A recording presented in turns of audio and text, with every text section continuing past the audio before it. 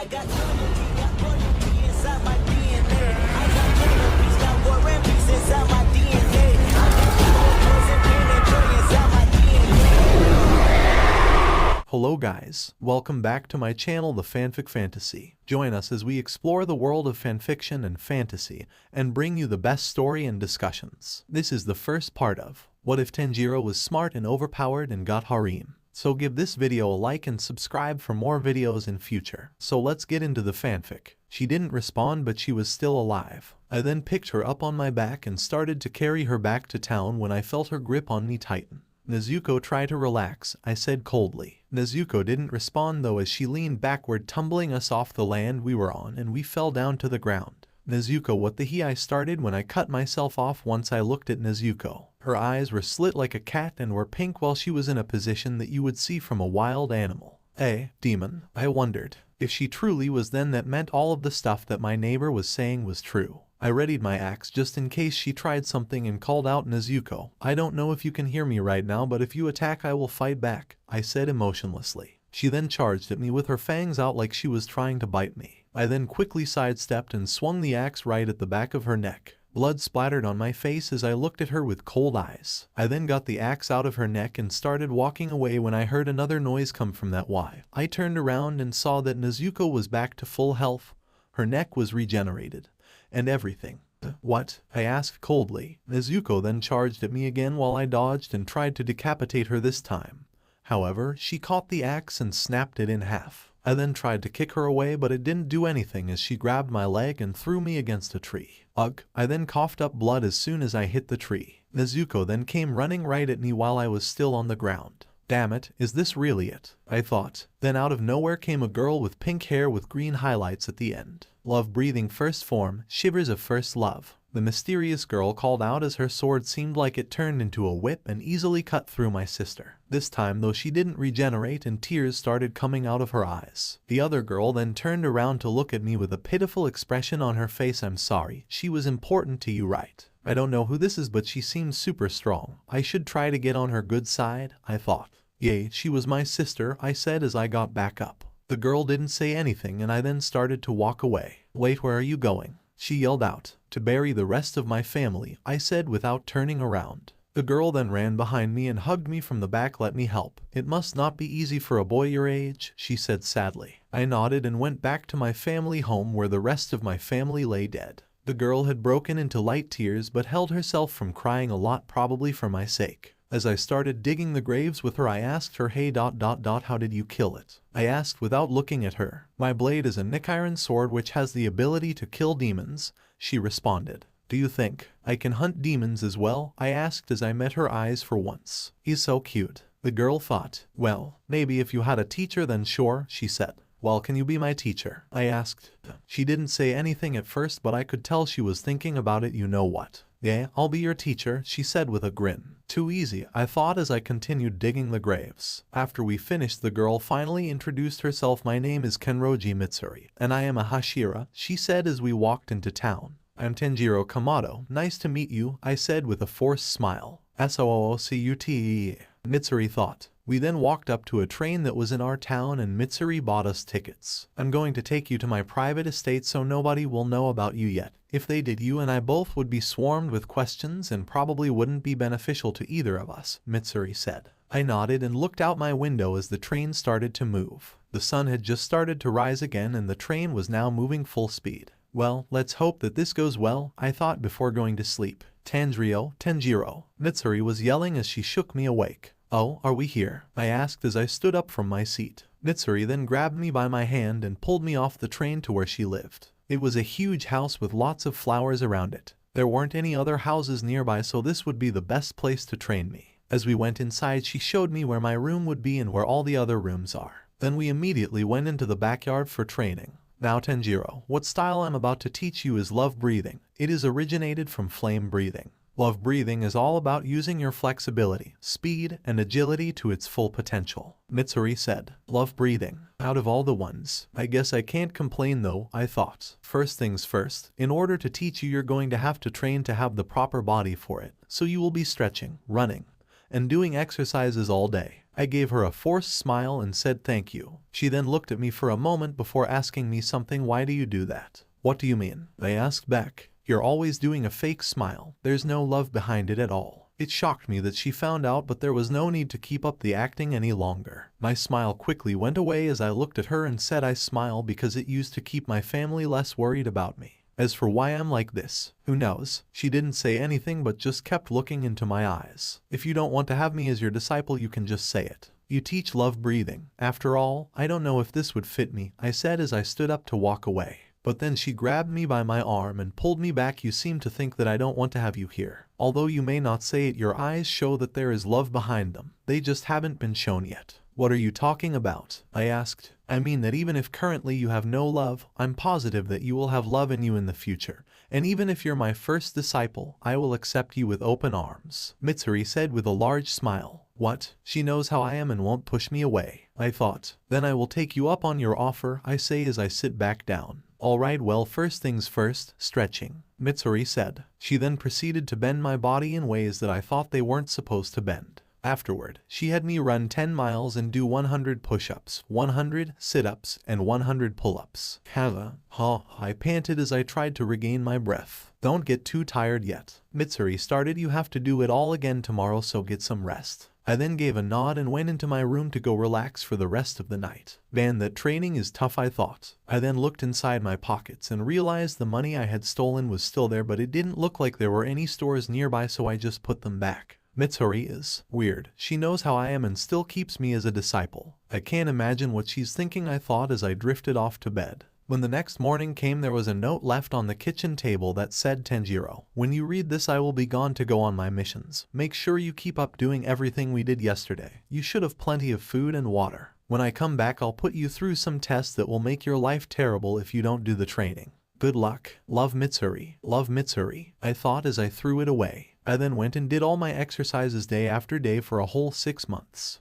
Hey, Tanjiro, Mitsuri yelled as she came running towards me. Oh, hey Mit, I was then cut off when she jumped on me and wrapped me in a bear hug. Hey, too tight. I managed to get out. Oh, sorry, she said as she let go. So how did this mission go? I asked with a blank face. It went well. No casualties or anything, she replied with a grin. Anyways, now I think that you are ready to learn the forms of love breathing, she said proudly. I turned around to see her give me a whip. There are only 6 forms of love breathing. I gave you a whip because you have to use a special sword to efficiently use love breathing. Like this one, she said as she pulled out her katana. It seemed like an average sword, but then when she went to go attack a training dummy, it turned into something like a whip. Alright, so watch closely, she said as she did all 6 forms right in front of me. She then walked me through how to do each one step by step. I then tried to do them on my own and failed. Don't worry about it too much. They're really hard to learn at first, but once you start to get it, it gets pretty easy, she said with a smile. I nodded and kept on trying to get all of the forms down.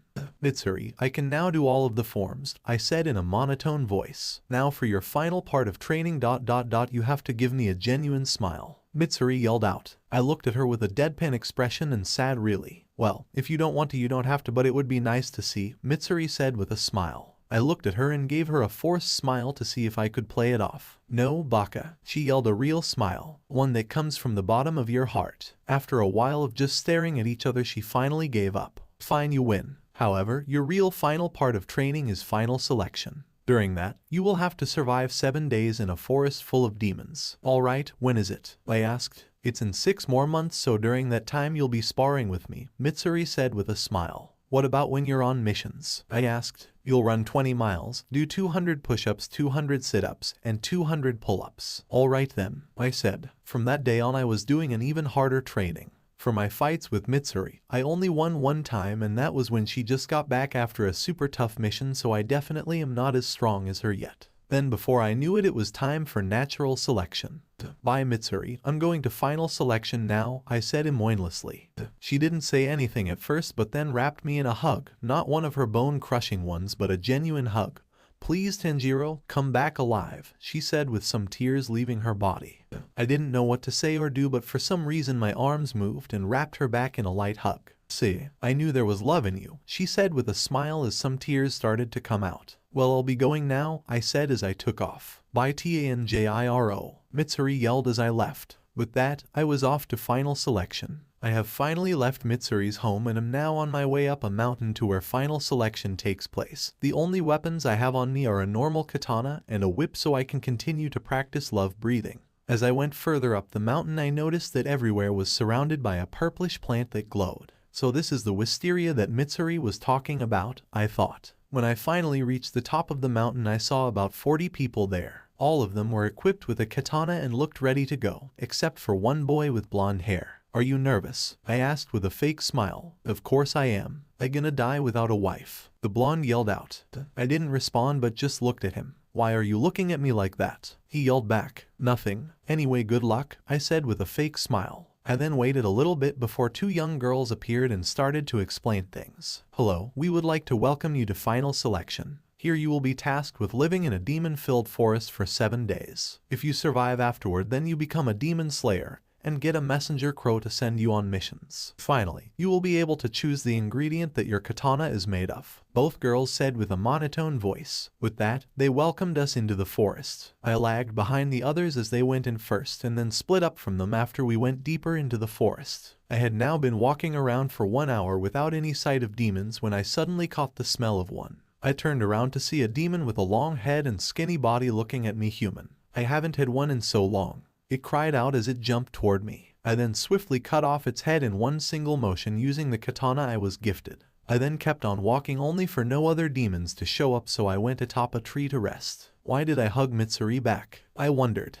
With my family, I always felt more like a tool than a family member to them. They did love me but always kept pushing me to do more and more things to the point where I was leaving at dawn and returning at night. With Mitsuri, though, it felt different. I felt more like a human than someone just to help out. I kept on thinking about that a little bit longer as I finally fell asleep while remaining on high alert. I woke up the next day and jumped down from my tree and ate some berries I found in a bush that wasn't poisonous. I then continued walking until I met a girl with a butterfly hairpin wearing all white clothing. We both didn't say anything to each other as we just walked by each other. That was when I heard a distant scream that I barely heard. After I heard it, me and the girl immediately made our way to where we heard the scream. As I got closer, the smell of blood and a strong demon was becoming super strong. I looked around a tree only to see a large demon with tons of hands covering its neck moving toward an injured boy. Please don't hurt me," the boy said as tears started rolling from his eyes. "Don't worry, you're not from him, so I'll make it quick," the demon said. Right before he was about to kill the boy, though, the girl jumped in the way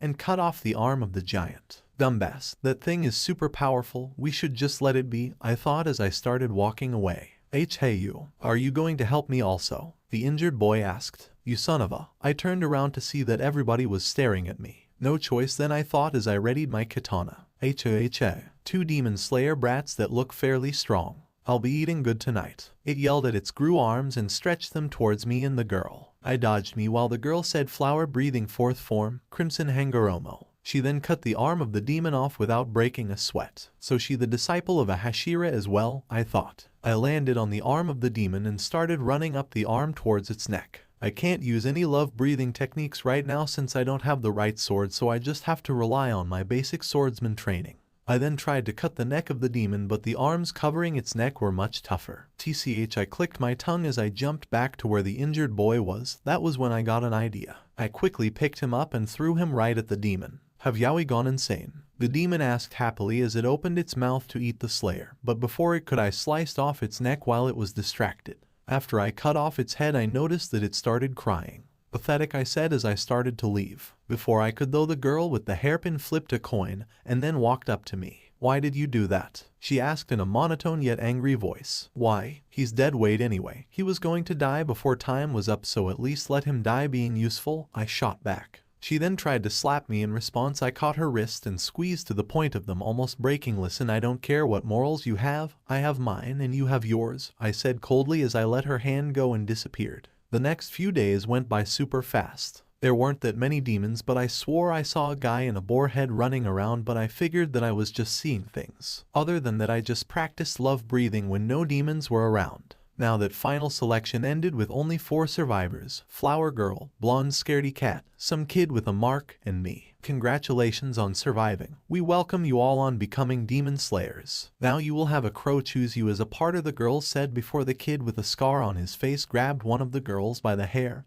and yelled, "Who the hell cares about a stupid bird? Give me the metal that I can kill demons with. I just stood there and watched as the whole ordeal happened when the blonde kid stepped in and grabbed the kid's hand. You shouldn't treat a lady like that, he said coldly, much unlike how he was before. Fine, whatever, the kid said as he went back to where he was. We then got our crows. Mine was a raven that landed on my shoulder. Then we got to pick the ore to make our swords with. The two girls said that based on the demons killed in the forest I would go first since I had the most kills. I picked out the ore that smelled the strongest to me as I started to walk home, only for me to see another girl with a butterfly hairpin at the bottom of the mountain. Oh hey, she yelled as she came up to me. Have you seen another girl with a hairpin like mine? I nodded and then proceeded to leave. Hey, wait, she yelled, but I didn't listen to her as I kept on walking to Mitsuri's house. I finally made it back to Mitsuri's house, and right as I was about to open the door swung open and Mitsuri wrapped me in a hug. I'm glad you're okay, she said with a big smile. She then let go of me and said, since you have become an official demon slayer, now you will go on missions. Your custom-made sword should be done in about 2 weeks, so make sure you can do all the breathings right. I can do them all, I said in response. Also, do you know about I was about to say as the door swung open. I quickly moved out of the way and hid behind a wall, since if Mitsuri was found to have a disciple, a lot of effort would have to be made to explain.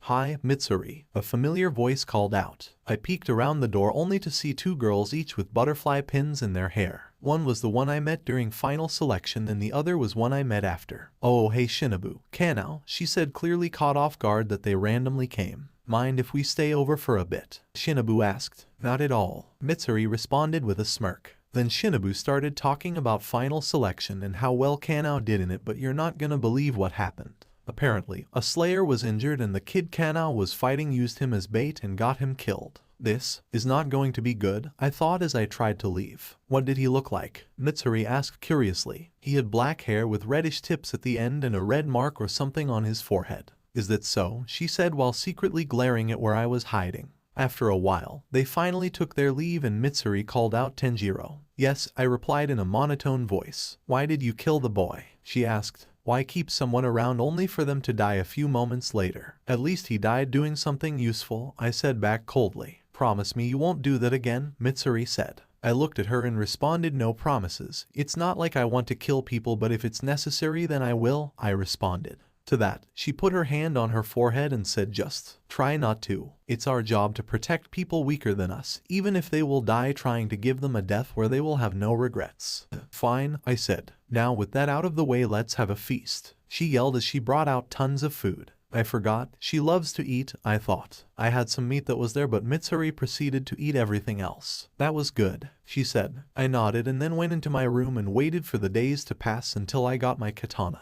Tanjiro, come here, Mitsuri yelled. I came to the front door when I saw her with a guy in a weird mask holding a katana. He's your katana, one rule. Do not break it, he said very angrily. Okay, I responded as I grabbed the sword from his hands. When I unsheathed the katana, it changed from a gray to black with red flames on the front. Wow, how cool, the man in the mask yelled. I then changed my grip on it and it turned into a whip-like sword with the blade still in the front. After he saw the transformation, the man in the mask disappeared and Mitsuri turned to me. Well, now that you're going on missions, we won't see each other in a while.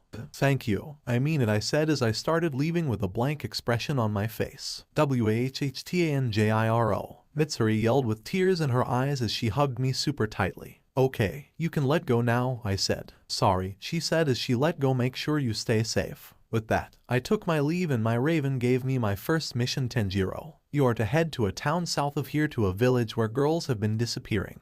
I then started to head south for my first mission. After a while of walking, I finally reached the town my raven had told me to go to. It was around noon and everyone seemed pretty happy despite all the girls going missing. I then asked around about the missing cases and there were two things that stood out. One is that they were all 16-year-old girls and the other is that they just disappeared. Not like a kidnapping, but they would be sleeping and the next morning they would just be gone. I then waited until it was dusk and waited for time to pass while I sat on one of the roofs. After a while I noticed two teenagers walking around outside. One was a boy and the other was a girl. I couldn't have asked for a more perfect bait, I thought as I trailed them. Thanks for going with me today, the boy yelled. No problem. After all, we are soon to be husband and wife, the girl replied bashfully. I waited a while and the demon finally showed itself and all of a sudden dragged the girl underwater. My eyes stayed calm, yet I was surprised that it just grabbed her like that. I was about to go find another person to bait, but then Mitsuri's words rang in my head. Our job is to protect people weaker than us. Even if they will die, try to give them a death without regrets. Damn it, I thought as I jumped in the mysterious puddle that the girl got dragged into. I then saw the demon and cut his arms off when he wasn't paying attention and brought the girl back up. Leave, now, I said. They both nodded and quickly left. Then the demon came up from the puddle and said, why would you let her go? Human girls taste disgusting after 16. My response to that was love breathing, second form, love pangs. Multiple whip-like movements cut up the demon into many pieces, but for some reason, he wasn't disappearing.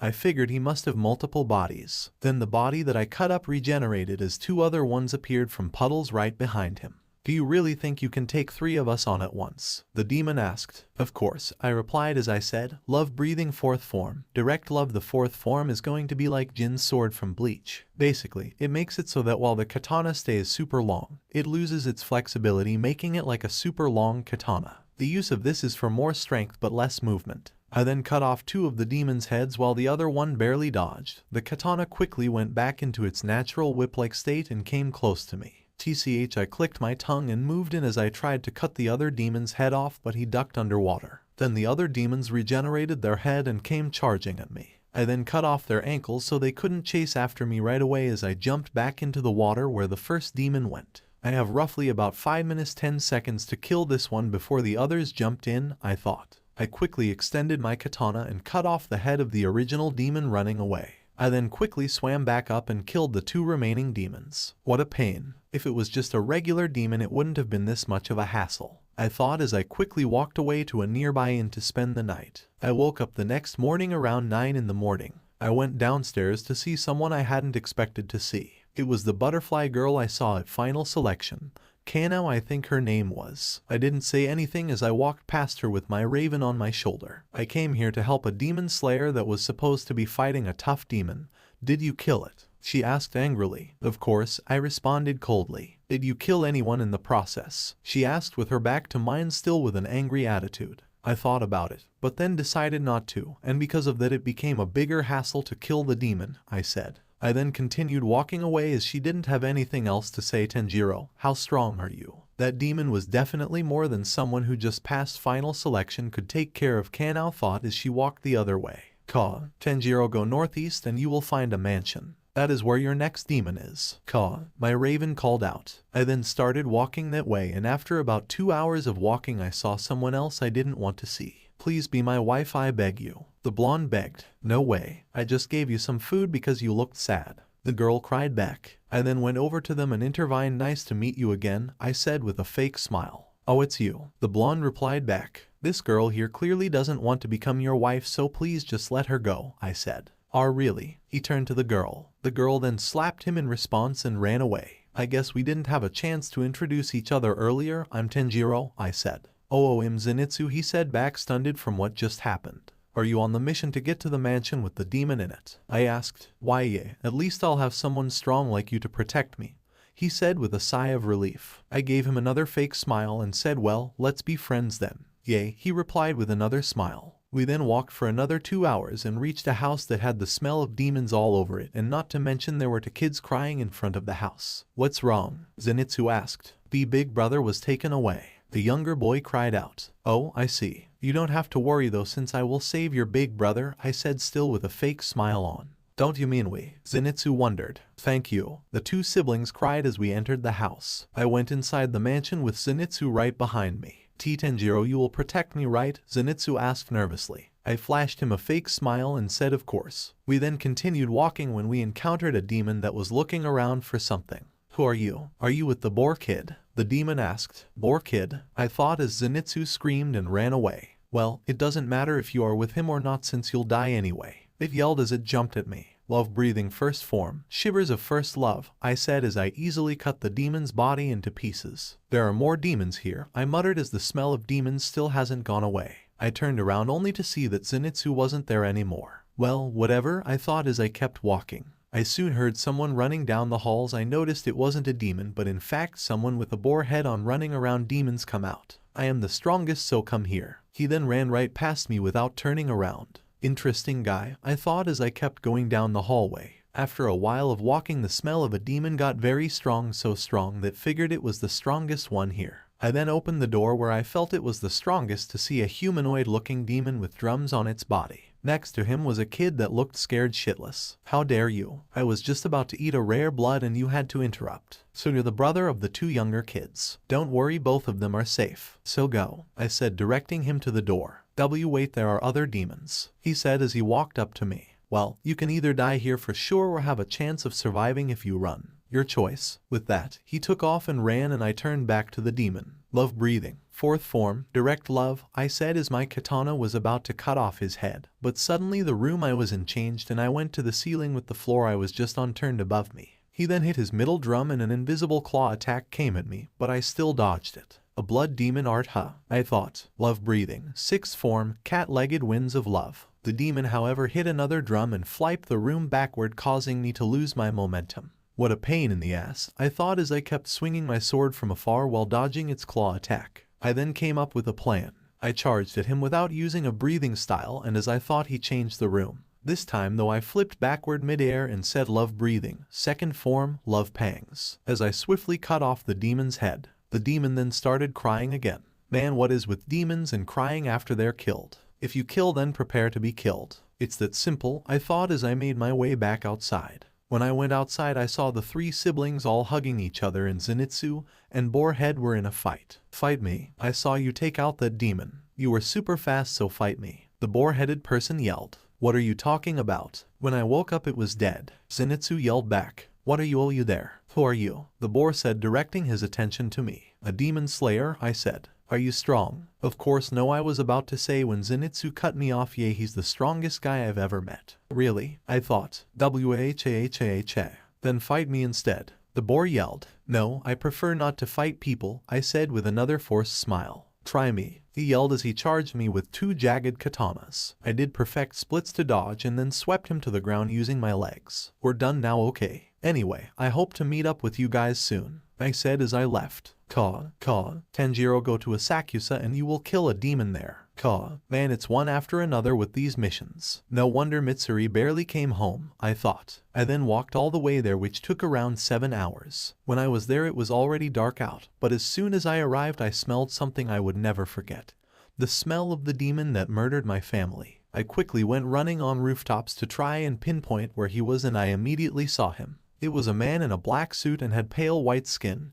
Muzan. Muzan, according to Mitsuri, is the only demon that can turn people into demons, so he was the one that killed my family and turned Nezuko into a demon. I watched his movement from the top of buildings, secretly following him, when I realized he was walking with a woman and a newborn child in the mother's arms. If I take them hostage, will he react? No, he wouldn't care. This is probably just a cover to hide himself, I thought. I kept on watching until he eventually turned his head and stared right at me with a cold glare, which I returned to him. Then a look of absolute fear came across his face, but he wasn't looking at me, but my earrings. He quickly collected himself and turned someone into a demon secretly and ran away. I jumped down and swiftly decapitated the demon, making sure nobody saw me do it, and chased Muzan. However, I soon lost track of him and his family. "Damn, I yelled, but no one heard me since they were all looking at the body in the street. That's when another demon came out as well. It was a young woman with a green hair kid beside her. Before they could join the crowd, I went next to them and said, "So Muzan already sent people after me." As I drew my blade. "Wait," the woman cried out, "I am the only demon against Muzan. Please trust me," she said as she bowed her head. "Who would believe something like that?" I asked back. "I know you don't believe me, but please trust me. I will help you defeat Muzan," she said with her head still bowed. "Well, you don't seem hostile, so I'll take your word on it. For now," I said as I put my katana back. "Who are you to talk to Lady Tameo like that?" the green-haired demon yelled as he approached me. I then quickly drew my sword again and put it right at his neck. "I am under no obligation to do this. If you wish, I could simply kill her instead." "Yushiro, enough," Tameo said. "Okay," Yushiro said quietly. With that I put back my katana again and said, "Do you have a place we can talk?" "Of course, please follow me," she said as she led me to her home that was well hidden. I then followed Tameo and Yushiro to a wall, but they walked right through it. I followed them and there was a house I never realized was there. A blood demon art, I thought. We then went inside and sat down in the basement. "Explain, why are you the only demon against Muzan?" I asked. He turned me into a demon without my permission, but I could break free from his control by some stroke of luck. Since then I have been living off of human blood only given by donors. What about the other kid? I asked again. He was terminally ill when he was a human. I gave him a choice to either die with his humanity or he could keep living as a demon. Wait, you can turn people into demons? I asked. Yes, since I am a doctor I was able to find a way to turn people into demons, Tameo responded. I see. Well, how can you help against Muzan? If you can get me the blood from the 12 Kazuki I can make a poison that will be very effective against him. I am a doctor after all, Tameo said. We then chatted about the details for a bit, and right when I was about to leave there was a loud thud upstairs. We all then ran upstairs to see that everything was destroyed and a massive hole in the wall. I then looked outside and saw 2 demons. One had 6 arms and had a temeri ball and the other one had eyes on his palms. Suzumaru, this looks to be the kid, the one with the eyes on his palms said. Let's make the master happy and bring him his head Yahaba. Suzumaru said back. So Muzan sent these guys after me, I thought. I then charged at the demons and said love-breathing 6th form. Cat-legged winds of love. But before I could Yahaba's eye on his hand opened super wide and I got sent flying backward. H-A-H-A. Demon Slayer, you look pathetic. Suzumaru yelled as she threw a temeri ball at me. I quickly jumped up and dodged it only for me to get sent flying into the house by Yahaba's ability again. Tanjiro, Tameo yelled out. He died just like that, huh? I guess he wasn't anything to worry about after all, Yahaba said as he walked toward me to get my head. Then I muttered, love-breathing 4th form, direct love as my katana easily sliced right through the demon's head super fast. What? That was a dirty trick, you brat, Suzumaru yelled. So what? All is fair in war, I said as I easily got back up and dusted the dust off of my clothes. I then looked at Tameo who seemed relieved that I was okay and Yushiro seemed upset that I didn't die yet. I then charged at her with my sword and started to slash at her with her now being on the defensive. Love-breathing 1st form, shivers of first love, I said as I easily cut off all of her arms and went for her neck only for her to barely dodge. She then backed up to make some space between us. I'll make you pay for killing Yushiro, Suzumaru yelled as she threw multiple temeri balls at me which I dodged easily by doing flips and such. I then said love-breathing 2nd form, love pangs, easily decapitating her. Afterward, she then started to cry again right before death. Now that I think about it, could it be that once demons are on the verge of death they rediscover the humanity that was taken away from them? I thought. It made sense considering that if Tameo was the only demon that escaped Muzan's control and kept her humanity, that once a demon was on death door Muzan no longer controlled them and they regained their past selves. Tanjiro, are you okay? Tameo asked while running up to me. I'm fine, no injuries. Thank goodness, Tameo said back. Well, I'm sorry this happened to your house, but I got to go now so I hope to see you around, I said in a monotone voice before leaving. Lady Tameo, are you really going to help him? You saw how he treated you when you first met. He's only keeping you around because you're useful. Once you no longer provide use to him I'm sure he'll kill you, Yushiro said. Yushiro, you have to remember that we are not humans anymore. Even if he only wants to use me I still want to defeat Muzan. But, listen, I have had a ton of experience with people in the past but Tanjiro is a first for me. But something about him just seems sad. It feels almost like he has lived a lie his whole life. Tameo said calmly. What do you mean living a lie? Even though we only spent a few hours together he never once showed emotion. He never once got angry or happy, he just seems to function off of pure logic. I imagine that would cause issues for his family so he had to pretend to someone he wasn't without getting the real him out, Tameo said sadly.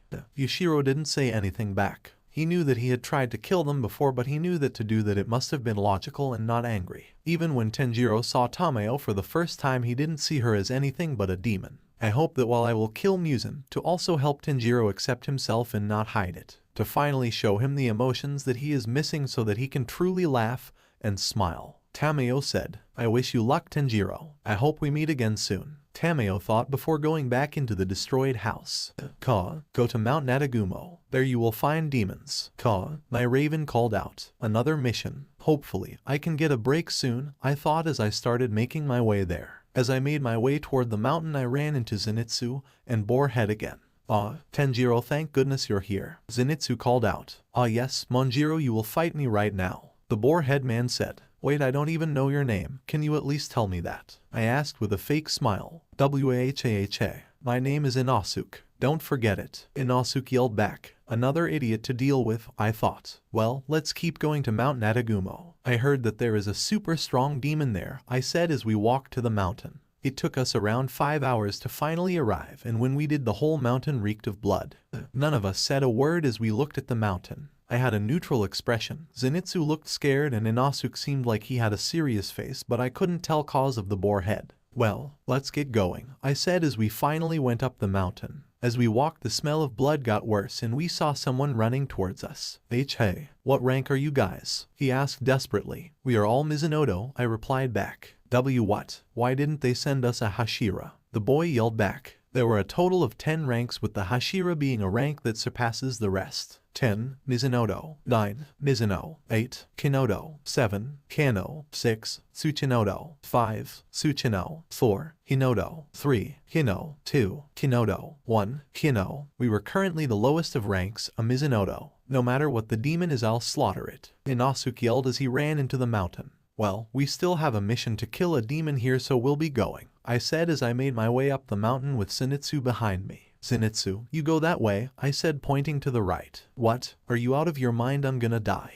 Trust me, would I ever do something to betray you? I asked with fake puppy eyes. I guess not, he said as he started walking towards where I pointed. 5 minutes later I found the reason why the mountain reeked of blood. Demon slayers, hundreds of them, were lying there either dead or horribly injured. I decided to keep walking forward when a whole bunch of them got up and charged at me. As they were running at me, though, I noticed threads attached to their limbs, so they're being controlled, I thought as I quickly outran them and went to where all the threads led. I then saw a demon who had a super worried look on her face when she saw me. And no, I am gonna die. She then started crying. Of course, I responded. Wait, before I do, please kill my younger brother. He was going to kill me after this anyway, she said with tears streaming out. Is he the strongest one? I asked with a cold glare. Why, yes. He is lower moon 5 Rui.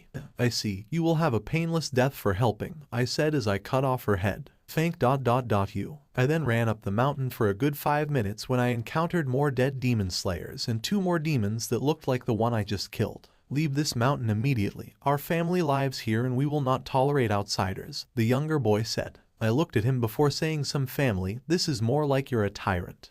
What did you say, you bastard? He asked in a very angry voice. I may have never really liked my family, but I can easily tell when bonds are real or fake. Your bonds are only created through fear, I said as I readied my sword. He then looked at the other demon beside him. Do I scare you? Oh, of course not, brother, she said nervously. Well, since you insulted my family like that, prepare to die. He then swung his hand in a claw motion with a tight small thread attached to the ends of his fingers. I easily dodged them and ran right towards him. Love breathing second form, love pangs. He then threw his sister to the side and easily dodged my attack. Then quickly I ran to his sister and put my sword against her neck. I'll give you a choice then. If you say your family is real. If you die, then I'll let your sister go. If you choose to continue fighting, then I chop her head off, I said with no emotion. You bastard. How do you even plan to kill me anyway? Your blade is on her neck. The demon slayer that has been following me the whole time can, I responded, looking into the forest. A few moments later, none other than Kanao came out. She then flipped a coin and said, what a vile way of killing demons,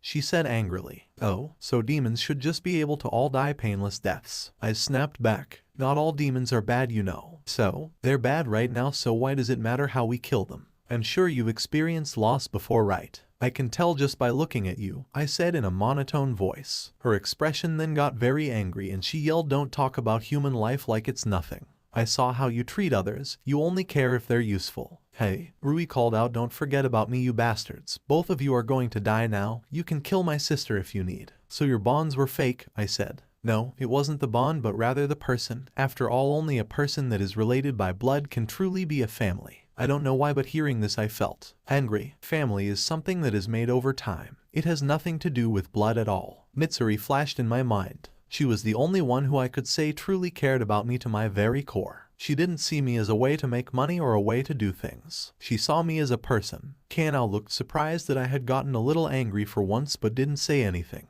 I guess we'll have to test our ideals through strength then, he said. I guess so, I replied back while decapitating the sister who was in tears. Kanao then stepped in and said, I'll help. No, stay out of this, I said in a monotone voice. This is between me and him. He's a lower moon. You can't take him by yourself, she said. Watch, I said as I charged at Rui. He then summoned tons of small threads around us to make it difficult for me to get to him. Love breathing third form, cat love shower. I easily tore through the threads like butter and approached Rui, who leaped back and said time to step it up then. His white threads then turned red and I had to stop my attack for a moment. I then charged at him again, however instead of attacking I ran while using my excellent flexibility to easily dodge all the red threads. For some reason, while I was dodging I had a flashback. It was my father doing his dance at night like how he always had done. It seemed like flames were coming out of the wooden sword he was using while he danced. That shitty old man. I don't need his help, I thought as I kept pushing forward to Rui, who kept on leaping back. His reaction time is insane.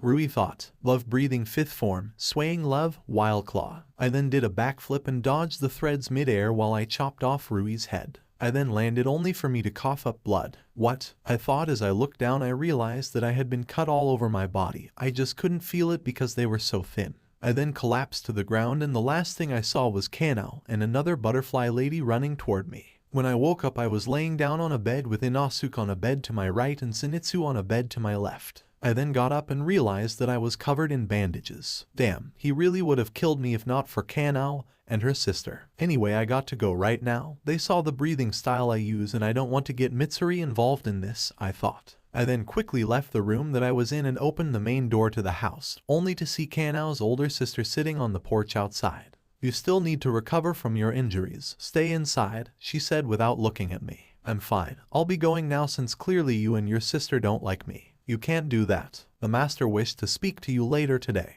Why should I listen to him? I asked. She then turned her head around and her eyes finally met mine because some Hashira may go out and kill you after. I wasn't on par with Hashira quite yet. I only won once when I fought Mitsuri and that was because she just came back. Considering that she's not even the strongest Hashira, I will most likely die. Fine, just don't cause me trouble and I won't cause you any, I said as I went back inside. A few hours had passed when Kanao's sister came into the room again. The master wishes to speak to you now. I didn't say anything but got up and walked with her. My name is Shinobu, just so you know. Tanjiro Kamado, I said back. We didn't say anything else as we walked all the way to the master's house. When we arrived there were 8 people all kneeling and Shinobu quickly joined them right after telling me to kneel as well. Hello my children, a man said. He had pale skin and a disease that covered the top of his head which was purple. Greeting master, everyone said at the same time. Is this the boy? Tanjiro Kamado. Yes, Shinobu answered. I looked over and noticed Mitsuri was also kneeling, but she had a somewhat worried expression on her face. Tanjiro, from what Kanao and Shinobu have reported you use love breathing, correct? The master asked. This shocked everyone's face as Mitsuri's face looked even more worried. Correct, I replied. So does that mean you are Mitsuri's disciple? The master asked again. Huh? For that love for brains, idiot. No way, I just saw her fight the demon, and when I saw that I followed her home and watched from afar and memorized all of the techniques. This shocked everybody even more, especially Mitsuri. She was about to say something when another Hashira spoke up. He had a mask around his face and 2 different color eyes. So let me get this straight, you stalked Mitsuri home and then illegally learned a breathing form. Although this would jeopardize my whole life, I decided to keep with it. After all, it could ruin Mitsuri's career if they found out she secretly had a disciple. As for why I did it, I couldn't say. I just felt like I couldn't allow Mitsuri to get in trouble because of me after all she has done for me. That's what I just said, I replied. He then unsheathed his katana and put the blade right at my neck, and I didn't flinch at all. Master, we should kill him right now, he said. The master looked and met my gaze for a while, and then he said let him go. But master, do not question that master, another Hashira spoke up. This one had a scar going across his eyes and seemed to be blind. Tanjiro, I will permit you to still be a demon slayer on one condition. Fight a Hashira. And if you put up a good enough fight then we will allow you to stay. However, if you prove that even after illegally getting a breathing technique you are too weak you will be banished, the master said. Only banished, the masked Hashira called out. We will not just kill a child for something like that. I believe that deep down he is a good person. Even if you did end up killing a demon slayer. What? He killed a demon slayer. We should kill him right now. Another Hashira spoke up, this one having scars all over his body. The demon slayer was going to die no matter what happened. And yes, while I agree that he shouldn't have done that, I believe he still deserves a second chance. Then let me fight him. He said back to the master. Very well, Seimi, you will fight Tanjiro. With that being said, we were both given a wooden sword. How am I supposed to use love breathing with a wooden sword? I asked. Let him use his real sword, Seimi called out. With that, I pulled out my real sword and the master had a surprised look on his face. That blade, it looks the same as his, and he has the same red mark, he muttered. You ready? Enmu yelled. Yes. With that, we both ran at each other with groundbreaking speed. Love breathing second form, love pangs. He barely dodged it and I used this moment to kick him in the side of the head, sending him flying to the side. I then followed up only for him to quickly have his wooden sword coming right at where my heart is. I barely dodged his attack by narrowly turning around and then slamming the back of my sword against the back of his head. That hurt, you son of a bitch, he yelled before saying wind breathing third form, clean storm wind tree. He hit me in many places, sending me flying back. As I was falling back, I had another flashback, however not one with my dad this time. It was a man who looked strangely like me, only older and much more mature looking. Tanjiro, if you don't wish to use sun breathing currently, that is fine. However, at least use my strength that exists inside you, the man said while poking me on the forehead. I was then back into the battle, except I felt different. My senses felt sharpened. Enmu was running toward me, however he seemed slow, almost as if he was walking. I then ran towards him with a neutral expression on my face as always. However, when I ran I felt as light as a feather. I quickly slammed my fist into his face, sending him flying backward, knocking him unconscious. After that, the world went back to normal. All Hashiras looked shocked to see that one of their strongest fighters was taken out with a punch. The winner is Tanjiro, the master said. Tanjiro, even if the master forgives you, I will never forgive you for stalking Mitsuri and stealing her technique, the masked Hashira said. Doesn't matter. I'll be leaving now, so goodbye. Oh wait Tanjiro, your treatment is still not fully done, Shinobu said. If it wasn't fully done, then why would you let me fight? You probably wanted me to die while fighting, so I'll just leave to make this easier for everyone. With that, I left and everyone was speechless. Knock knock. Come in, Shinobu said. With that, Mitsuri opened the door and walked inside. Shinobu, why? I asked sadly. Why would you let him fight if his injuries were still bad? Didn't you want him dead anyway? Why does it matter? I then slapped her across the face and said, you guys don't understand him. It's because of that is why he's so isolated and lonely in the first place. I'll tell you the truth of what really happened. With that, I told Shinobu everything about how they met and why Tanjiro is how he is. In the end, she was crying because she felt bad for wanting to kill someone who was just misunderstood. Sorry about slapping you earlier, I said. Don't worry about it, Shinobu said with her tears still rolling out. Do you know where Tanjiro went? Shinobu shook her head in response. Alright, well tomorrow I'll tell Master the truth about everything. Even if my status as Hashira gets revoked, I can't stand to have Tanjiro be shunned by everyone. Also, one last thing before I go, you may want to check the money storage here. What do you mean? Tanjiro has a habit of stealing from people he doesn't like. Even though it's bad, I think it's kinda cute, I said with a slightly blushed face. I then left and went walking to my second home here in the Demon Slayer Corps. Tanjiro, thank you for what you have done today. Even though I'm going to undo it, I know everything you did was for me. Tanjiro, I then cut off my thoughts with an extremely blushed face. No, we are only teacher and disciple, that's right. 10 weeks have passed since Tanjiro left. No one has seen him or even heard of him. When Mitsuri told the master and the other Hashira the truth about Tanjiro, I was surprised to find out that I wasn't in trouble for hiding it. In fact, they even asked me why I kept it hidden in the first place. I was now laying down on my bed thinking. They had sent multiple people from the Demon Slayer Corps to try and find him, but no one had been successful. Tanjiro, where are you? Is that the last thing I thought before finally going to bed. POV. I was one of the people sent out to go find this Tanjiro Kamado. Even though I work in the Butterfly Estate, I never got to see him once, but from the impression that I got from Shinobu, he seemed like a terrible guy. But then one day she came into my room and said, you are to try and find Tanjiro Kamado. He has black hair with reddish tips and a red mark on his forehead. If you find him, please tell him that I'm sorry. She said it rather quickly, but you could tell that she obviously felt terrible about all the bad things she had said about him before. I was walking through a nearby town when on the roof of one of the buildings I see the man who Shinobu described. To put one word, he looked beautiful. The moonlight shimmered down on him as he looked at the busy streets with eyes that looked empty. He bore no expression on his face and just continued to look at the people walking by. I quickly jumped up from behind him when faster than I could react, he already had a sword being held at my neck. I'm guessing you were sent here to kill me, he said emotionlessly. And no, I was not. I was sent here to find you though, I said nervously, hoping he wouldn't cut my head off. He then put his blade back, but then I realized something.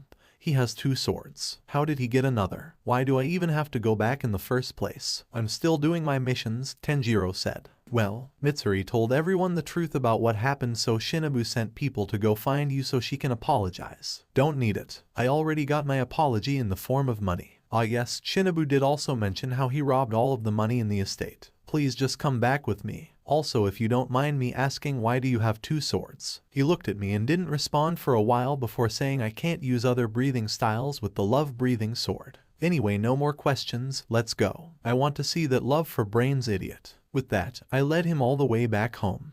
Over the past 10 weeks, a certain man kept on appearing in my dreams. When we first met, he gave me a wooden sword and did a breathing style I'd never seen before. He called it sun breathing. I spent the next 10 weeks trying to master all 13 forms, however I still have trouble with the 13th. I was also taught how to use the selfless state. It was the state that I was in during my fight with Enmu, where the world seemed slow, and my battle spirit completely disappeared. Now though I was back at the butterfly estate, and the first person I see is Shinobu and Kanao. Tanjiro, I am truly very sorry, Shinobu said while both of them bowed their heads. I didn't look at them and kept on walking. Next time don't try to kill someone based on what you hear, do it on what you see. I couldn't see them, but it seemed like Shinobu broke out into tears again, and Kanao seemed fairly sad but was not crying. As I kept walking with Ai to the master's house, I saw Mitsuri. I intently went ahead of Ai and grabbed her by the shirt and said, what the hell was that? You realize you jeopardized your whole career on what you did, right? Besides, I had to go against the whole Demon Slayer Corps for that. Although I still had a monotone voice, there was a hint of anger behind it. I couldn't stand to have you shunned for the rest of your life. I know you a lot better than you think I do. And I know you set everything up to protect me, but I couldn't possibly go through with that. You mean too much to me for you to disappear forever. Not to mention when you went missing. Aye. Mitsuri then burst out into tears as I let go of her shirt and wrapped her in a hug. Sorry, I said in a monotone voice. However, soon as I did that, I felt a familiar blade press against my neck. Why is Mitsuri crying? He asked angrily. I'm happy to see him again. Why wouldn't I cry? I thought that he might have. Whhh. She then started bawling her eyes out again. He then put his sword away, pulled Mitsuri out of my arms, and started comforting her. I looked back at Ai, who seemed a little annoyed, but I figured it was nothing. We then continued walking with Mitsuri finally calming down. Master, I have brought him here, Ai said while bowing. Thank you. Now Tanjiro, I would like to discuss a promotion for you. The master started, since you have beaten a Hashira, normally you would take the place of the Hashira.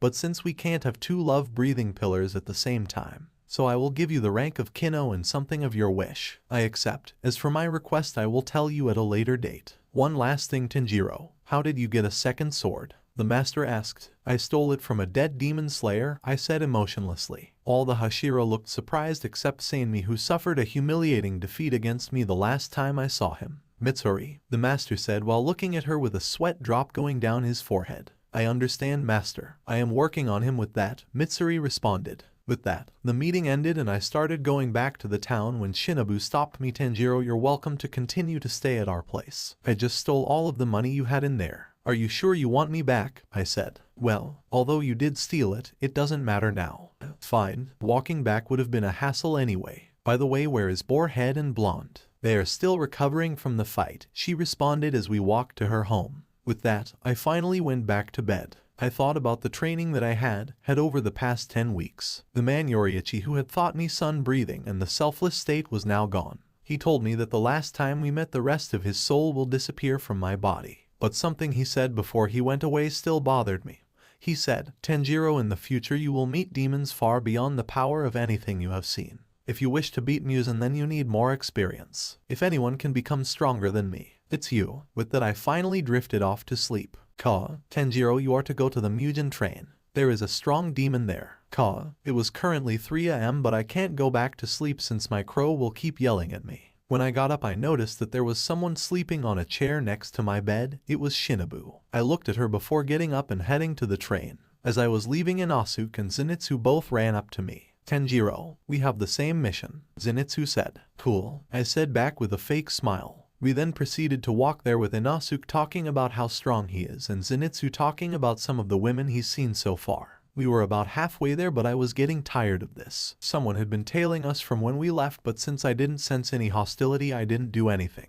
I stopped walking and looked dead at a bush. Come out, you've been following us the whole time. Then there was a man leaving the bush. He had red, orange hair and he said, Whaha. I see you have great observation, Tanjiro. You've noticed from the start. Zenitsu and Inosuke didn't say anything, but soon Inosuke said, I noticed too. Well, I assume you're here for the train as well, I asked with a fake smile. Why is he smiling? He definitely gave off the vibes of someone that would never smile at the Hashira meeting. Must be because of those other two, the man thought. Yes, I am. I am Rengoku. Nice to meet you, he yelled. With that, the walk there only got noisier with Rengoku talking about how much he liked food. It was 9 p.m. when we finally arrived at the train and there was a line to get in. We handed the train inspector our tickets, but before I gave him mine I looked at him for a while. He seemed like he hadn't slept in days, not to mention he was the only train inspector when there were normally 3. Well, no choice, I thought. I figured this was a trap of some kind, but I didn't know exactly what, so I gave him my ticket. We then sat in our seats and before I knew it I had fallen asleep. Oh, brother, you're home, Nezuko yelled out as she wrapped me in a hug. I didn't say anything as I just looked at her. Brother, what's wrong? As soon as she asked, I grabbed her head and snapped her neck, killing her. I'm in a dream. This demon must have the ability to make people go to sleep. That would explain the train inspector as well. I looked for my 2 swords but I couldn't see them. I was in my normal coal-selling outfit. Tanjiro, my mother called out as she seen Nezuko lying dead on the ground. She soon met my eyes, but not my fake eyes that I normally had up around them, my true eyes. The rest of the family was there as well, including my father. Tanjiro, what happened? Mother called out as she ran over to Nezuko with father right behind her. The rest of the family was too scared to move. How do I get out? I thought. I quickly came up with an idea as I walked to my house. Where are you going? My mother cried out with tears streaming out. Shut up, I said without looking at her as I kept walking. I finally made it to our house and grabbed an axe, and with that, I slammed it into my neck with full force. I then woke up to see everyone else on the train asleep, with some teenagers sleeping close to us with ropes attached to each of our arms. One of the boys was awake and it was the boy that had his rope attached to my arm. What kind of demon are you? He yelled as he undid the rope and ran away. When I tried to destroy the dream core, there were people leading me there. It looked to be a clear blue sky in the dream area, and it was beautiful, to say the least. But as soon as I saw the dream core, the people leading me there dragged me to the ground, and when I woke back up, I was in hell. Flames were all over the place and there was one man standing among the flames. He looked like the boy's dream I was in, but he seemed more mature. Leave here now if you don't wish to be hurt, he said to me. I was shocked at first that such a pure-looking dream area could have such a place in it. I can't do that. I then charged him with the small knife in my hand. However, before I even noticed it, his sword was right at my neck. Right before I died, I woke up and noticed the boy was also awake. I then ran for my life. That boy may have been a human, but he was definitely a devil under human skin. I then quickly charged at the boy and pinned him down. Where is the demon? I asked while fighting my grip on his neck. I don't know, he cried back. I then killed him by stabbing him with one of my swords. I then noticed Rengoku had awakened Tanjiro. Why did you kill him? He tried to kill me. It's only fair that I try the same back, I said as I removed the sword from his lifeless body. He then let out a sigh and said, listen, we have to protect the weak, not kill them. Do what you will, but I will stick to what I do best. I started anyway, let's find this demon. We both then ran to the front of the train and noticed that the demon scent was coming from on top of the train. I pinpointed the exact location and said, love, breathing fourth form.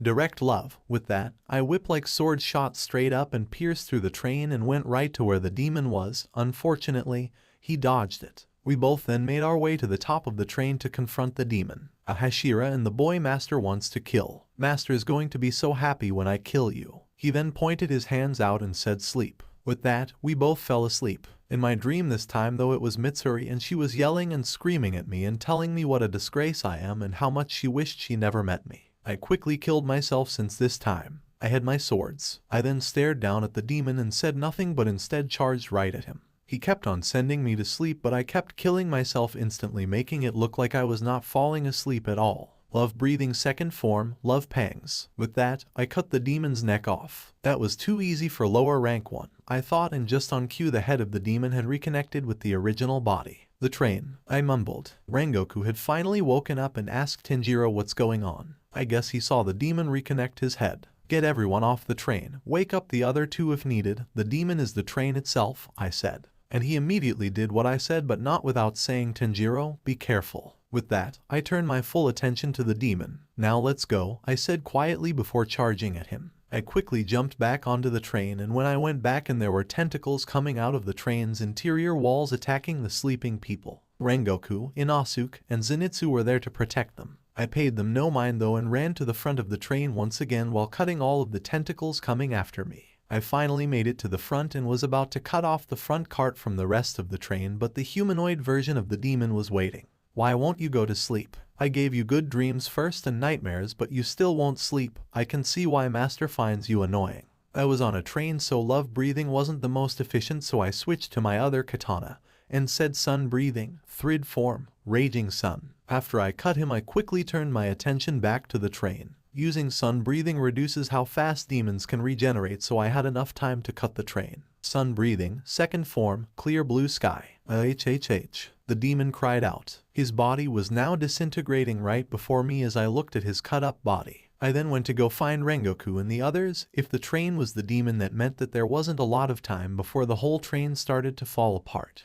I also noticed that a cat with a demon marking came aboard, and I realized it was Tameo. I gave the cat a vial of demon's blood and refocused. I ran to the back of the train and met Rengoku with no other passengers on there. Everyone's off. We are good to go, he yelled. Then we both hopped off the train and met up with Zenitsu and Inosuke, who were with all the sleeping passengers. Nice job, Tanjiro, Zenitsu said. I could have done that. Inosuke yelled back. Tanjiro, you are definitely on Hashira level. When we get back, I'll ask the master if we can have another love-breathing Hashira, Rengoku said with a smile.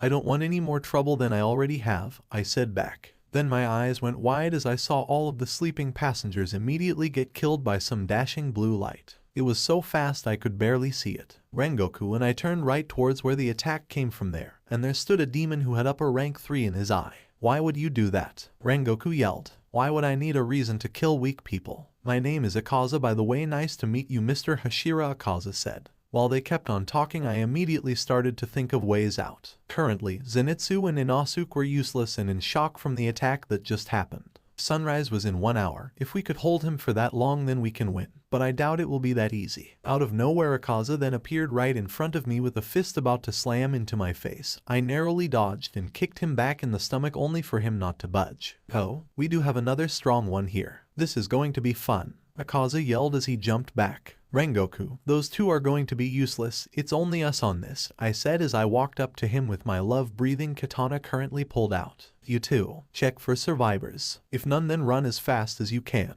Rengoku yelled as he pulled out his blade. This immediately pulled Inosuke and Zenitsu out of shock, and they got to work. I immediately activated the selfless state. As soon as I did this, Akaza's mood changed. Oi, what's with him? His battle spirit is completely gone. Rengoku looked at me but didn't see any difference in how I looked. Love breathing, first form, shivers of first love, I said as I quickly dashed up to Akaza. He quickly dodged and was about to follow up to a right punch, but then Rengoku appeared right behind him and said flame breathing, first form, unknowing fire. Because of this, Akaza was then forced to dodge and couldn't attack me. He jumped up into the air to dodge and then punched the air that let out shock waves that came right for us, which I dodged easily while Rengoku seemed to have some difficulty with. Love breathing, second form love pangs. I then cut off one of his arms as he landed back on the ground. He then turned to me and said with a smile, not bad. His arm then immediately grew right back. What a pain in the ass, I thought. Flame breathing, ninth form. Rengoku, he yelled as he also cut off his other arm of Akaza. H. You guys should become demons. With this kind of power, the humans wouldn't stand a chance. Hell, you guys even might give me a challenge for my position. Akaza then regrew his other arm that got cut off. What do you say? Rengoku could be the flame demon while the other could be the invisible demon. Why invisible? Asked Rengoku. I guess you can't see it. For someone like me who uses battle aura as a form of sight, he is practically invisible to me. I have to rely on my own vision for it because for some reason he has none. Never mind the nicknames though, what do you say about the offer? I'm sure Master will be pleased to see 2 Hashira level opponents turn into his underlings. Never in a million years, Rengoku yelled. I didn't say anything though. We from a while ago might have taken him on his offer. After all, demons don't age, they can regenerate, and they can have abilities that would allow me to kill time by using, but now there was no way. I could never betray the trust the Mitsuri had given me. Never. How unfortunate. Then I'm afraid you both will have to die. His eyes then got serious and he speed blitzed right toward Rengoku. I could react if it were me, but Rengoku was too far away. But I still tried a last-ditch effort by turning my blade whip-like and trying to cut off his hands before it was too late. But unfortunately it already was. Akaza had pierced Rengoku using his bare hand. Rengoku yelled. To my surprise, however, it was not a cry of pain but rather a battle cry as he readied his blade. Flame breathing, 5th form, Flame Tiger. I was surprised he didn't use the other breathing since his 9th form was way more powerful, but I figured that he didn't have enough stamina to do it twice in a row. He cut up Akaza but kept his arm in his chest, making him stay right next to him. Akaza was clearly in pain but took the beating, trying to give a last effort to convince Rengoku to become a demon. I didn't waste this chance though, as I said love breathing, 7th form, Harem ending. This was my own custom sword style that I mastered with Yoriichi as well. My blade wrapped around the demon's neck, and once I yanked that blade the demon's head would come right off. Akaza, realizing what was coming, tried his hardest to break away but Rengoku held him there. Damn you, he yelled as he ripped his own arm off and dodged my attack by leaping mid-air again. Love breathing, 5th form, Swaying Love, Wild Claw. I then cut off Akaza's arm again with much of his body, although this isn't what seemed to bother him as he looked off in the distance. The sun was rising. He then landed and bolted toward the forest. I tried to follow but he was too fast for me. Damn it all, as soon as I have a chance to kill an upper moon, I thought. I then turned back to Rengoku, who was on his knees with blood pouring out of his mouth. I deactivated the selfless state and went over to him. I then noticed that Zenitsu and Inosuke were still there, which improved how I thought about them a little bit. Tanjiro, I'm sorry. If I only held him there a little longer, we could have killed him, I said, finishing off his sentence. Yes, Rengoku said with a hole in his chest. Like this? I didn't say anything after that. I only sat there with him. After a few seconds, I decided to speak up. I could have done more. There was no reason for you to die. If I were paying more attention, then maybe I could have saved you, I said emotionlessly. Although a person was right in front of me dying, I didn't feel sadness or sympathy. I only felt empty. I assumed this emptiness was from the fact that I could have done more. Don't say that. My final request, Tanjiro. I want you to take my Hashira position. Of all the things to ask me, I thought. I was going to deny him, but I felt something hold me back from saying so. Fine, thank you, he said with tears rolling down his eyes. He then collapsed and Inosuke and Zenitsu started bawling their eyes out. I didn't cry though. I picked up his dead body and walked back to HQ with the knowledge that I had truly not gotten that much stronger. Even after all the training, if it weren't for Rengoku, I may have been the one who died. We then walked all the way back without a single word being said as I carried Rengoku in my arms. Everyone was immediately around me with saddened looks on their faces as they looked at the dead Rengoku I held in my arms. I gave him to one of the Hashiras with a scar over both his eyes and then proceeded to leave. No one tried to stop me. They probably figured I was too sad to talk about what happened. I laid in bed and thought about what I would do. Should I honor Rengoku's wishes and take over his post? As I thought about it, Mitsuri and Shinobu opened the door to the room where I was staying. Tanjiro, if you don't mind, can you tell us what happened? Shinobu asked. Sure, I said. I then explained everything that had happened. Their faces turned pale when they learned that Rengoku and I fought Upper Moon 3. Tanjiro, please be more careful, Mitsuri said. What do you want me to do? I can't predict where an upper moon will be. I know, but still, you could have lost your life during that fight. You do realize that, right? I get why she was asking. Since she could see through me, she could tell how I wished I could have done more. It doesn't matter, I'll do whatever I want to, I said.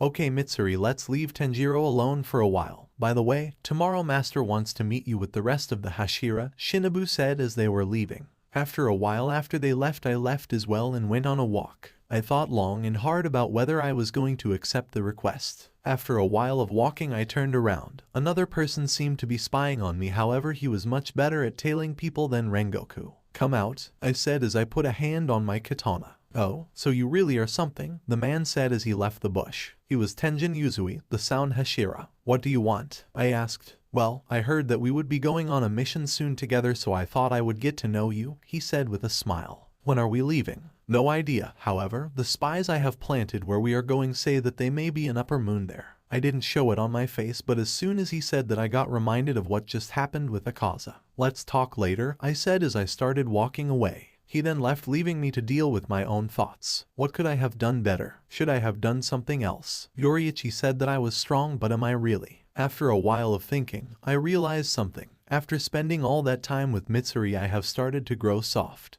Before I would have never have even thought twice about this matter, but now I can't stop thinking about it. So it's my mindset, I told myself. From then I swore that I would stick to how I always was. I would never let myself show weakness or sympathy. After all, that was how I always had gotten by. I went back to the butterfly estate to relax in my room. I had sworn to always be how I always was, therefore I would not accept Rengoku's request. That was probably what the master wanted to talk to me about anyway, since Zenitsu or Inosuke most likely told them. The next day came and I was on my way to meet the master. When I arrived, all the other Hashira were already there kneeling. However, this time I stood tall standing. This clearly made some of the Hashira mad, but they didn't speak out about it. Tanjiro, I'm sure you know why you're here, the master started. Yes, about Rengoku's final request. I am willing to make an exception to have 2 love-breathing pillars, so what do you say? I am turning down his request, I said bluntly. This surprised everybody that was listening, but most surprised was Shinobu, who looked completely shocked while Mitsuri looked like she was about to cry.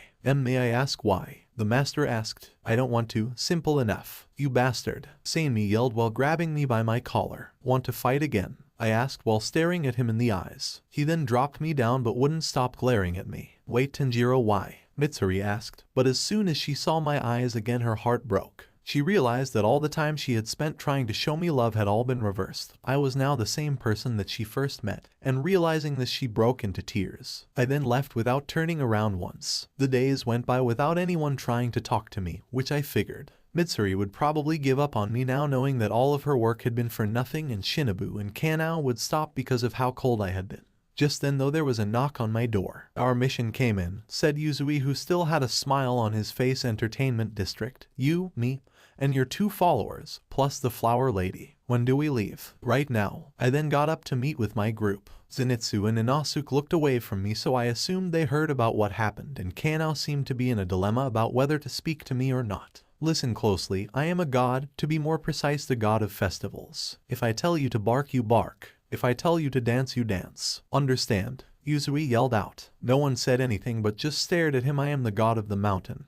Pleasure to meet you, god of festivals. Inosuke yelled back. What the hell? You're a weird kid. Inosuke then turned his head to the side, but then Yuzui spoke up again. Let's head out. As we were walking to our destination, Yuzui filled us in on our mission.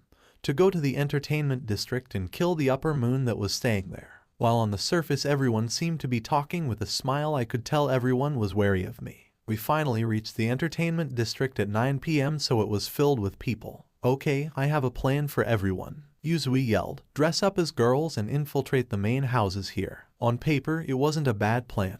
We could easily get the info we needed, but there was one issue. I would not even think about doing it. Nope, I said as I left Inosuke and Zenitsu behind. I ran along the rooftops while looking around to see which places had the most people and where the warren was. I figured Yuzui wouldn't be chasing me since it would just hinder our mission, so I had free roam to do what I wanted for right now. I looked around for a few hours until it was midnight. Then a beautiful woman came out and was surrounded by many people. However, she also had the smell of a demon on her. Must be the warren or upper moon 6, I thought. I quickly memorized her face and went to go check in for the night. At the hotel, there were many women who tried to lure me into their rooms, but I just ignored them and went to sleep. The next morning came and I got out of bed and continued to scout my surroundings. I noticed that Inosuke and Zenitsu were forced to play along with Yuzui's plan and were currently dressed as girls. As I was looking though, Yuzui appeared right next to me. What do you plan to do? Yuzui asked. I have a plan in mind. Just don't get too involved right now and it should work fine. I shot back emotionlessly. To be honest, you're not really that flashy. Flashiness is what can get you killed. He then left after I said that, and I continued to scout until it was sunset,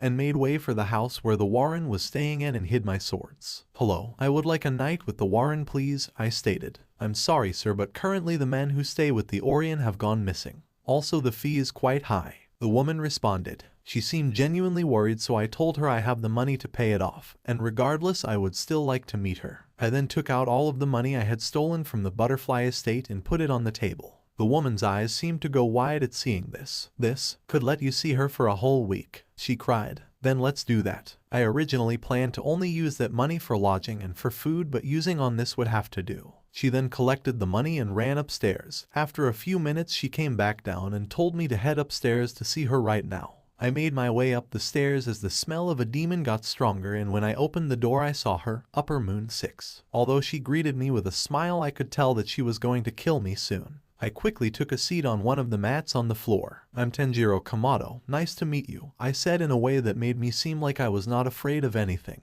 This shocked her for a moment, considering that most people would be too stunned by her beauty, and would always try to sleep with her right away. No, the pleasure's all mine, she responded with a smile. To be honest, I have no intention whatsoever of touching you or anything. I just want to talk. Do you not find me attractive? She asked, but I could tell that she would attack me right then and there if I said the wrong answer. I do. In fact, I would say you are the prettiest woman I have ever met, which is why I figured you could understand my problems. I lied. Oh, very well then, if you only wish to speak, please make it quick though. I will be here for all of this week, so it doesn't really matter how long I take. I was giving off an arrogant attitude since I figured that was the best way to handle the conversation I was going to bring up. I see. Well then, please tell me your issues then. Well, you see, I hate people in every single way possible. They're weak, stupid, and they reach for the moon when they can barely survive themselves. This surprised her as she had a surprised look on her face, but she then responded, why would you tell me about this? Surely you can understand where I'm coming from.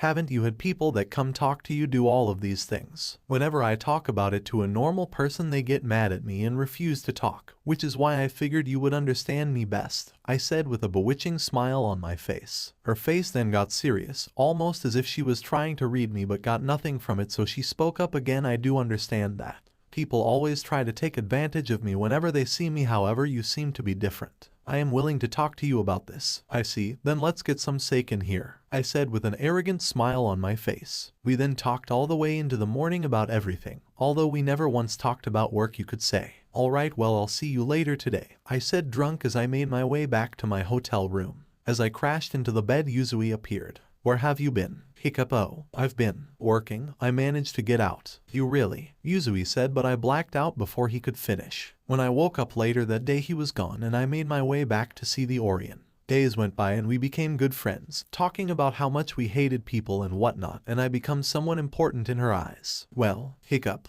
It seems this is my last day with you. I have had so much fun these past few days, I said, faking that I was drunk. Since Daki was a demon, she wasn't drunk, but she responded like she was same here. You know, you could join me here as a servant of mine. No, I could never do that. But one last thing. I then moved my faked blushed face close to her blushed face, close enough to feel each other's breath. Close your eyes, I said with a playboy-like smile. She did so and moved her face forward, expecting a kiss on the lips, only to be met with a sword right at her neck, chopping it clean off. What? She said. That was way too easy, I said, letting go of the act that I was putting up. No. She then started crying. I loved you. Why? I thought we both hated humans and could get along. Why are you a demon slayer? She was now bawling her eyes out, but something concerned me. Her head was not disappearing. It's as I thought. She's not really Upper Moon 6. I figured by how strong her demon scent was compared to Akaza, and the difference was so much that there was no way she was an Upper Moon. I quickly jumped out the window and screamed Yuzui. Almost immediately Yuzui was there. Is it here? He asked. Don't let your guard down. Upper Moon 6 is 2 people. Just then I smelled a demon scent that was worthy to be called an Upper Moon. My little sister, why did you fall for a guy like that? His voice was raspy. The brother, she called out. It's alright, Daki. Your big bro Jutaro will take care of these demon slayers. And with that, the real Upper Moon 6 showed himself outside on the roof where both Yuzui and I were. What came out, to say the least, was ugly. He was skinny as can be and had a horrible looking face, but he seemed to have a strength that made up for that part about him. Thankfully, I had chosen to attack Daki near sunrise, so just in case this got out of hand, we can play for time. As soon as Jayataro was about to attack us, both Zenitsu and Inosuke came. What the hell even is that? Zenitsu yelled when he saw Jayataro. Man, you get on my nerves. I kill you after I kill that one, he says while pointing at me. Where is the butterfly girl? I asked. She's currently helping my wives escape. Afterwards she will help us out. As soon as he finished, Jayataro charged at him with his many scythes in each hand. I quickly grabbed the back of his shirt, pulled him back, and pulled out my sword to try and attack him here. But he quickly backed up a little bit as well. I also now went into the selfless state. Damn, this is going to be a pain. Zenitsu, Inosuke, kill the girl. I can now join you when she comes back. They both nodded and started clashing with her. Sun breathing, 4th form, burning bones, summer sun. I charged forward, but he quickly jumped back and sliced down towards me. I was about to jump to dodge, but then I saw Yuzui in my peripheral vision, so I didn't flinch. Sound breathing, 1st form, roar. Yuzui slammed both of his blades right where Jayataro was, making him unable to connect his attack fully. I didn't waste the chance and said sun breathing, 3rd form, raging sun. I managed to swift cut him in multiple places, but I was still unable to cut off his head. You're being difficult. I'll go for that one. Jayataro then leaped right past and swung a scythe down right where Yuzui was. He managed to dodge, but he still got cut, and yup, as I thought, poison. You won't be able to last long, Hashira. Now that leaves the more troublesome Hashira, he said, completely forgetting about Yuzui. What makes you think I'm done? He yelled as he swung his sword at him, which Jayataro dodged while explaining. I poisoned you. No way you're going to survive a poison that lethal. Too bad then, because I have a resistance to poison. They continued to go back and forth with both sides getting cuts on each other. While they were going at it, I turned to see how Zenitsu and Inosuke were doing. They seemed to be evenly matched, but I could also see Kanao on her way, so we had to make this fast. I quickly switched my katana and said, love breathing second form, love pangs. I quickly cut off one of Jayataro's arms and switched to my other katana seamlessly. Sun breathing third. I was suddenly cut off by his arm regenerating immediately, so I quickly jumped backward. Does this demon have faster healing than Akaza? Or did Akaza take us that lightly? I figured the latter. Man, you guys are annoying. I just want to protect my sweet little sister, he said while scratching his face. Love breathing fifth form, swaying love, wild claw. I then quickly cut off Jayataro's arm again, and Yuzui moved in, although moving much slower than normal due to the poison. Sound breathing fifth form, string performance. Yuzui then proceeded to blitz Jayataro at alarming speeds, making Jayataro surprised based on the difference in fighting ability. I found your score, he yelled. I quickly jumped in as I said, sun breathing fourth form, burning bones, summer sun. Yuzui and I moved perfectly in sync, not missing a beat of any of our movements. We were basically one person as two people. Jayataro, who previously had the advantage, was now fully focused on being defensive. The sun would be rising in about 20 more minutes, so he didn't have time on his side, and before he knew it, Yuzui and I had cut off his head, my blade coming from the right and his blade from the left. He then tried to regenerate, only for nothing to happen.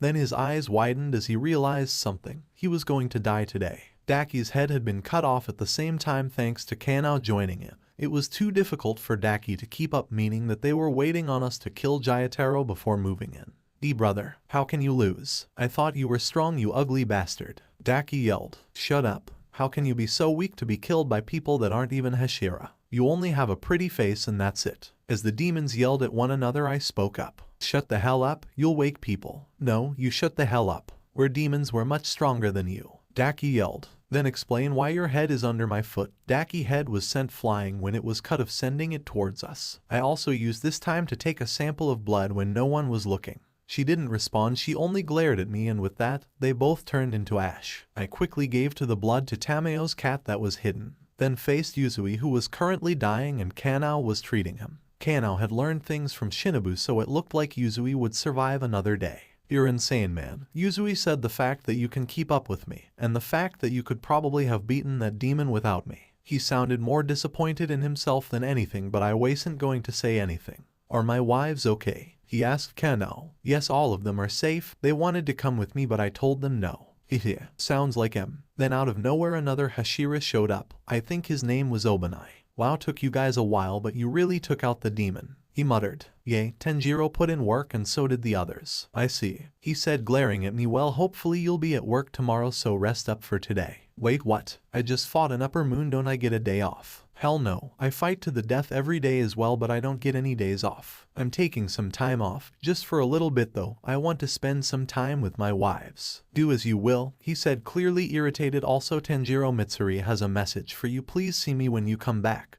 That's all. Then he ran off. Mitsuri really knows me that well. I wondered. I planned to just hide to avoid any confrontation since that would be a pain, but since Obanai knows, I kind of have to unless I want to be attacked every day. Man, what a pain. We were now on the way back to HQ. Hey Tanjiro, Kanao asked. Well, thank you for not killing anyone for this mission. They didn't need to be, so there weren't any. Still though, I'm glad you're safe after battling an upper moon. Must have been tough, huh? She asked with a smile. I thought back to Akaza and remembered how much stronger than he was than Jayataro. No, it was easy. With that, I walked ahead of her. Time skip. We were now back at HQ and were being flooded with questions such as their strength and abilities and whatnot. After it was over, it was near midnight, so I went to Mitsuri's place and knocked on the door. After a while, a very sleepy Mitsuri answered. Oh, Tanjiro, I thought you would be coming tomorrow. No, I am here now, so tell me. Well, I want you to know that I don't plan on giving up on you. I heard from Kanao too that you didn't kill anyone, so I know that this may not mean a lot to you, but I am proud, she said with a smile only an angel could have. Badum, I see. Well, is that everything? Yup, keep up the work. With that, I left to go back to the butterfly estate, only to see Shinobu waiting on the porch. Welcome back, she said with a smile. Thanks, I plan to keep walking inside back. She grabbed my wrist. Wait, I know you just got back, but can we talk? She seemed sad, so I figured I'd at least listen for a little while. Sure, thank you. Follow me please. With that, she led me into her room, which was very organized and nice. She sat on the bed and began to talk. I'm not sure you have heard, but do know the name of Kani? Yea, the other butterfly Hashira that passed, correct? Yes, she was my sister. I knew about that, but I didn't want to bring it up to not ruin the flow of the conversation. One day she talked to me, claiming to have found a demon that was not interested in hurting humans. She would go to see him every day, but one day she never came home. It turned out that the demon that she pleaded for that was innocent was Upper Moon too. They battled for the whole night before she finally died to him. Tears were starting to roll out of her face as she spoke. I thought about Tameo. I didn't trust her at first, but now she is one of the people I know I can use if it comes down to it. I'm sorry to hear about that, I said, not expressing anything on my face. That's why I have always hated demons. That is my motivation for being a demon slayer, just to kill Upper Moon too. I'm not as strong as him, but I want to at least be able to kill him. How are going to do that? I asked, although I had a good guess on what the answer might be. Every day I inject my body with wisteria. That way when he absorbs me I can kill him with me. Now tears were rolling out like a river. If that's what you really plan to do, I won't stop you. But then I will say this, you're useless. What? She asked in a somewhat angry voice. If you plan to sacrifice yourself, what's the point in trying? If that is what you want to do, then let him absorb you right away. My words were harsh, but that was what she needed right now. Do you know what it's like? She then cut herself off, remembering what Mitsuri told her about my family. Then, what should I do? Tears were still rolling out at this point, and she was broken right now. I see you as a threat, Shinobu. After saying this, she looked at me with confusion, with her eyes still watery. You have something that many other demon slayers don't have, and that's... I then pointed my finger at my head of brain. What do you mean? You're smart. Sure enough, others may have more experience, but in and out of a fight you can think. If you can do that much, then you can find the answer to why sacrificing yourself is you being useless. I am not being arrogant when I say that I can beat any Hashira, not only because I am strong, but because I am smart. Shinobu didn't say anything for a while, only zoned out. I was about to leave when she grabbed me again. Can you please stay with me for tonight? Her cheeks were flushed, but she still looked sad. I want my 8 hours, is what I wanted to say, but if I left that would probably affect her mental state a lot.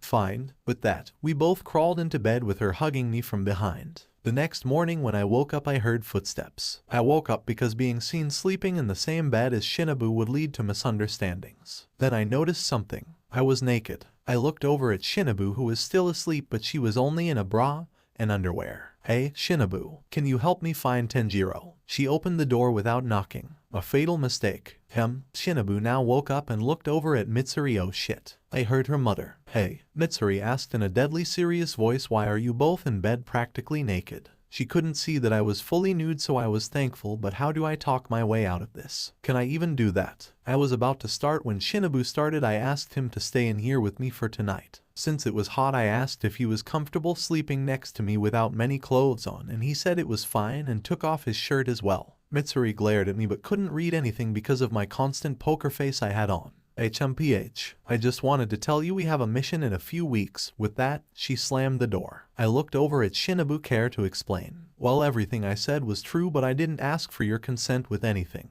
Also, nothing happened besides sleeping, so it's not a crime. I just looked at her with a really look on my face. Your clothes are over there. She pointed to the corner of the room. Do you mind leaving for a second so I can change? The covers were still helping keep Excalibur hidden, so I figured it was best for her to leave. Fine. She got up with some of her clothes and was about to leave when she added also, thank you for listening to me. If I knew this was gonna happen, I would not have, I thought. She then left and I got changed and wanted to meet up with Mitsuri to hear about the mission. Hey, what was the mission about? I asked her as she was walking around. HMPH. She then turned away. It's about, I forgot, another Hashira said. I believe his name was Muakairo. He seemed always zoned out, so I never chatted with him. Not that I really chatted with the ones I didn't already know. Can you remember? Who are you? I then left and went to the master. Hey, I heard we had a mission. Can I hear the details? He was sitting on the porch with his son and daughter helping him out. You will be going to the Wordsmith village with Muakairo and Mitsuri. Rumors are that there are powerful demons ready to attack. You are leaving 3 weeks from today. I see. Thank you. I then left and pondered what I would do for the next few days. I figured I would train, but I didn't know what would be useful. I then figured I would train in hand-to-hand combat for a while. I got some martial art books and trained that in swordsmanship for 3 weeks until the day the mission came.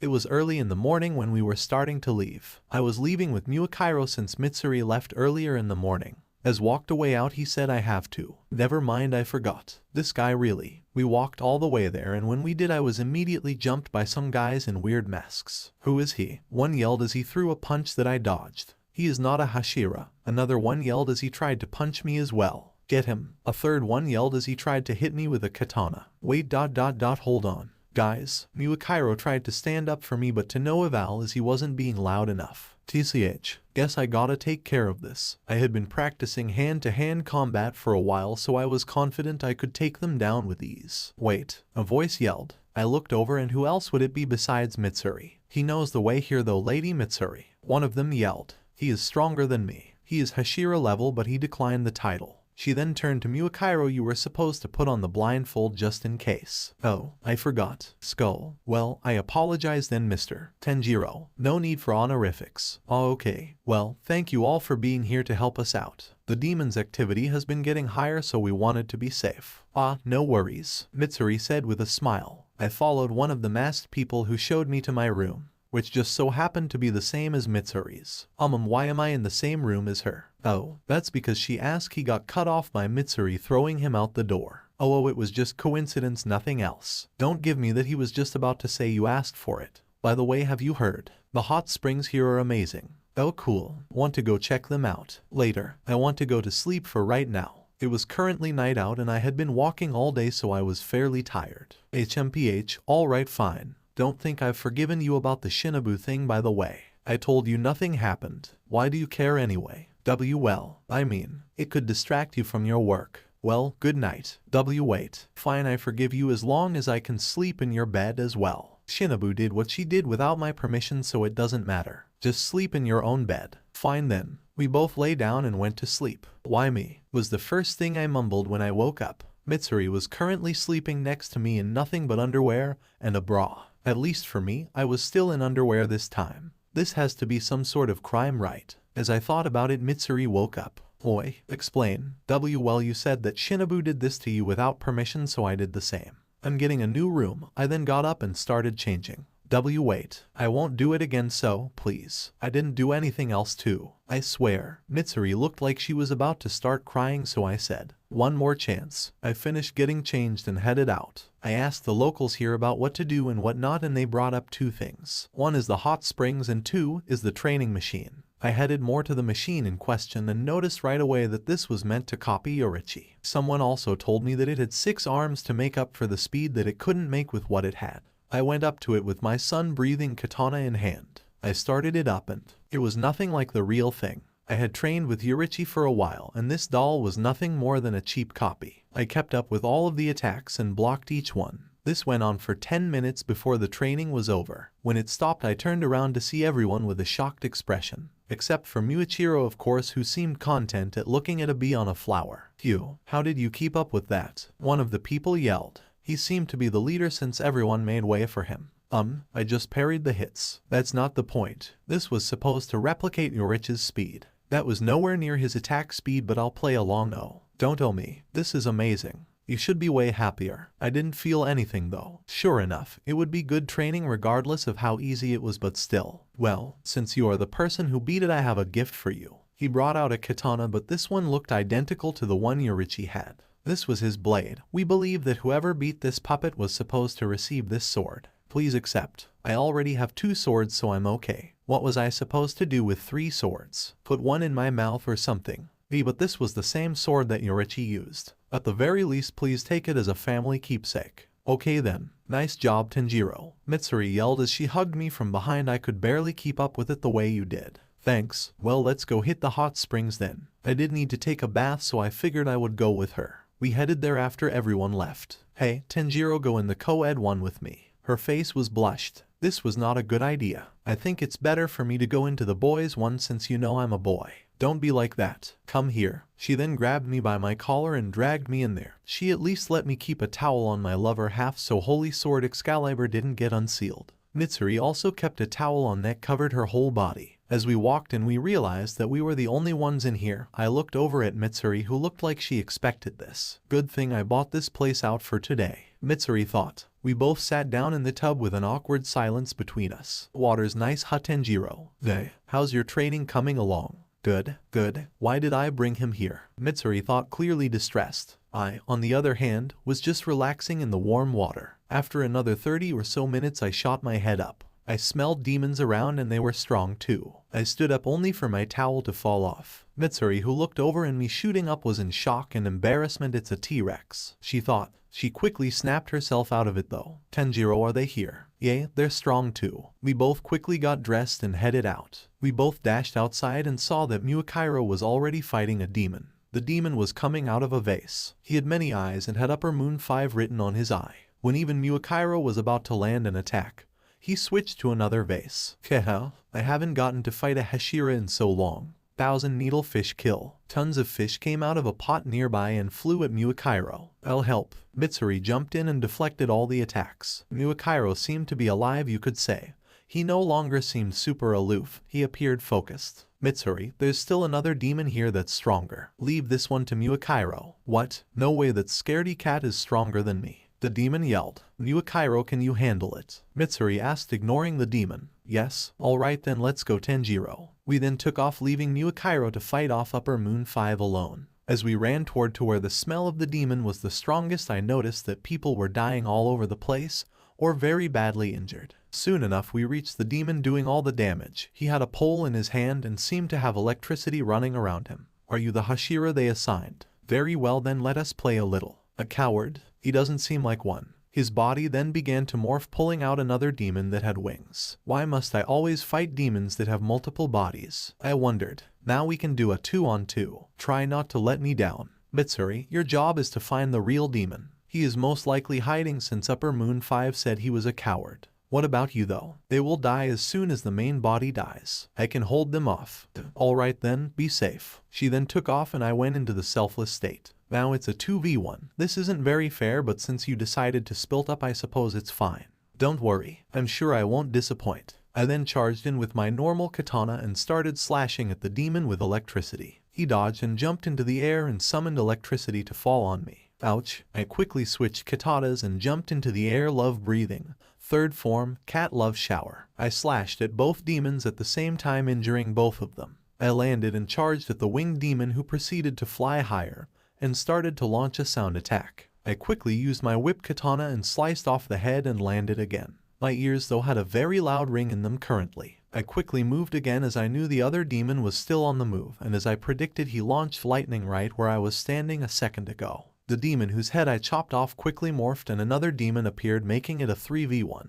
The new demon put his hand forward and the tree branches all started chasing me. I jumped and dodged only for the winged demon to appear right behind me. I jumped very quickly to avoid the sound attack, but when I jumped, the original demon summoned lightning down and it hit me without any room to lessen the damage. I landed and jumped backward. I soon realized something though. The attack hit me mid-air, which should have hurt the most since I couldn't conduct the electricity to something even if it was a little bit. But it only hurt as bad as it did when I was hit the first time. Which meant one of two things. One, this demon's blood demon art only attacks the target and the target only, or the demons get weaker the more it splits up. I decided to test my theory. I charged at the winged demon once again and took the sound attack head on, and like I thought, this one was a little weaker than it was last time. I landed again and backed up. My ears were ringing loudly and I had burn marks because of the electricity. The other one seemed to control wood, which was an issue. Luckily I only needed to buy time. I then charged at the wood demon. He sent more sharp branches towards me, which I dodged and slashed at his head.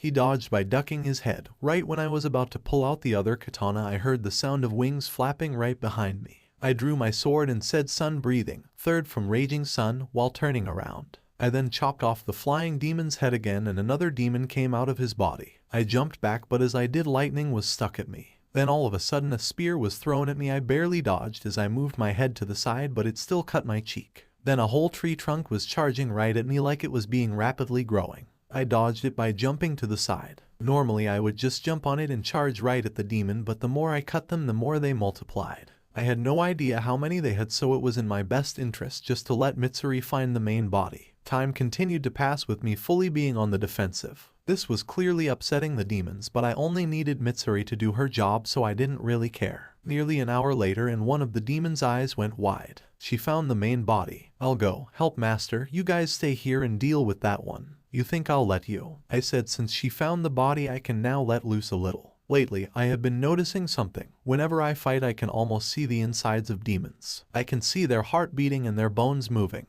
Yoriichi told me that there was still one more power to learn, however it could not be taught. I believe this is what it was. I grasped the feeling of it and embraced it. And when it did, the world seemed hollow. I saw all demons' hearts and blood. The electric demon started to run, and faster than I had been moving before I had already run up to him and chopped off his head. "Damn you," he yelled as his body regenerated. "No new ones," I noted. I then proceed to charge the other one's sun breathing, fourth form, burning bones, summer sun. I then slashed at all the demons and even cut off the wood demon's head. "Hold him, I have to go right now. Karaku is the only one with Master right now," the electric demon yelled. "It's not that easy." They then started to yell as I just stood there. The more time they wasted the better. "Damn, alright, kill this human with everything we got," he yelled. They all charged at me, but it was too late. They hadn't even realized it yet, but their body was already falling apart and all of them disintegrated right in front of me. A few moments later Mitsuri ran up to me. "Ah, Tanjiro, you're okay." "Yay, nice job," I said. "Haha, thanks. Anyway, though I should thank you, you held them all off. Also, thanks for relying on me." She was very blushed when she spoke. "I guess I did, huh?" I muttered. "Anyway, is Muakairo's fight done?" "Yes, it turns out he won as well." "I see." With 3 upper moons dead, this was a new light of hope humanity had never seen. I knew that, but because of that it also would mean that Muzan would be on the move soon. The final battle would be approaching soon. We were now back at HQ and were reporting to the Master. "Wow, that is amazing. The time for change is coming soon. Muzan himself will probably be moving soon though." The Master started. Master, if it's okay to recommend, I'd like to say that we start to train all demon slayers for the last fight." "Good idea, Mitsuri." After that, the Master called all Hashiras to him. "Everyone, we will soon be having the last fight with the demons. The time has come to finally eradicate the world from this curse. In order to do that though, we need to train some more, so for now all Hashiras are expected to help out for training. You will no longer be going on missions." All Hashiras immediately nodded their heads. No one dared go against his word. "Alright, training will start in 1 week's time. Have everything ready by then." "Yessir," they all yelled. Later that night I snuck out of the mansion and went to the Master's house and knocked on the door. One of his children answered. "May I help you, Tanjiro?" "Let me speak to the Master." "I'm afraid I cannot allow that." "It's fine," a voice said. Father, you should not be up right now." "It's okay. I'm up for a chat, so please leave us be for right now." "As you wish." She then guided us to his room where we sat down. "What did you want to talk about, Tanjiro?" "You know what's going to happen. How do you plan to fight him?" "You mean Muzan for the upcoming fight?" "I hope that you guys can." "That's not what I'm talking about. Muzan will soon be coming here to kill you. I believe you know that." "What makes you think that?" "You guys are related, not to mention you are the head of the Demon Slayer Corps. Without any chain of command, the demons will have a higher chance of winning." "How did you know we were related?" His eyes were now serious. "Mitsuri, Nanshi loves to talk. What are you going to do?" "I'm not sure, to be honest. I think that I will have 3 Hashira to protect me." 3 Hashiras. You're going to need all of them to do that. Plus they need to train everyone.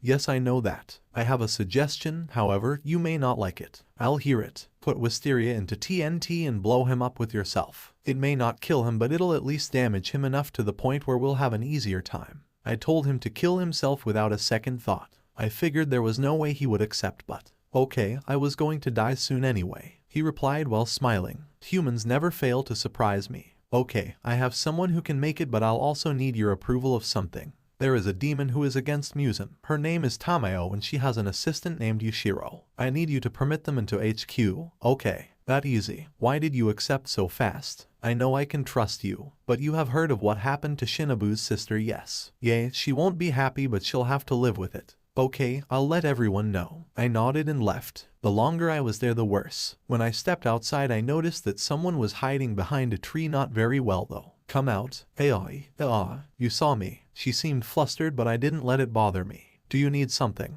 Well, Lady Shinobu asked me to follow you once she realized you were gone and I found you here. Was she gonna sleep with me again?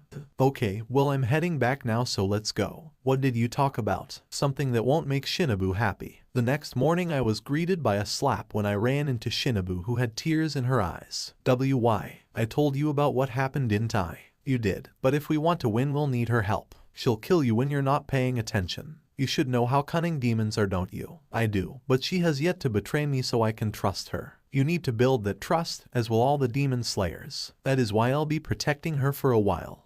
She didn't respond, but the waterworks quickly stopped. I'll trust you, but not that demon. So when we first meet you have to be there too. Okay, I nodded. A few days later she arrived with me guiding her. It was night obviously since she can't be out in the sun, and all Hashira were gathered in the usual spot. Please introduce yourself, the master said. Yes, my name is Tameo, this is my assistant Yushiro. I know that we are demons and you will not trust us, but I hope our hatred for Muzan will pull us together, she said with a bow. She then turned to me and flashed a light smile with a wave. Everyone was clearly put by this, but surprisingly the first one to speak up was Shinobu. My name is Shinobu. I hear that you work with medicine and whatnot, so I will be with you the most. She reached out her hand for a handshake and Tameo shook it. Afterwards, everyone followed except Sanmi, who claimed that demons are evil no matter what, so he left. Afterward, everyone went to their area to start training, and so did I. I was now working with medicine with Tameo, and being in the same room as her did genuinely have me on edge, but as I got to know her it was slowly coming down. I know Tanjiro told me she was safe, but she seemed almost too safe. Tanjiro looks a lot better now, she said. What do you mean? I asked, genuinely confused. Before, he looked so lifeless that he would kill anyone, but now he looks like he would try not to, but it seems he still is pretty similar to his old self. He looks the same to me as when I first met him. I only saw him differently because I saw how misunderstood he was. I see. I'm glad he was able to be around such good people. Yushiro was clearly upset about how high praise she had for Tanjiro, but that didn't stop her. But I feel like something is still up. I'll admit that he is selfish, but I think what'll happen is on a fine line between selfishness and selflessness. What do you mean? He seems nicer, especially towards you and Mitsuri. Promise me this, when the battle happens you'll keep a good eye on him for me. Tameo seemed sad when she brought this up, but something else stood out. Tameo, do you like Tanjiro? Her face turned red. What? No, of course not. My face turned to one of a smirk. Hehe, welcome to the war. Yushiro nearly died when he heard that, but he was still kicking. Sister, I believe I found a good demon. I wonder if this is what you felt when you first met Upper Moon too. A sense of relief almost. Sister, I promise you that I will kill the demon that betrayed your trust. I swear on my life. Training started the next day and I went to every Hashira's camp to train. Only for it to be a breeze. I challenged them all individually, and still none of them beat me. With my spare time, I went to visit Tameo to make sure she was doing okay. Hey Tameo, I said as I walked into the room. What I didn't expect though was for Shinobu to be in the room as well. Oh, hi Tanjiro, Shinobu said as I entered.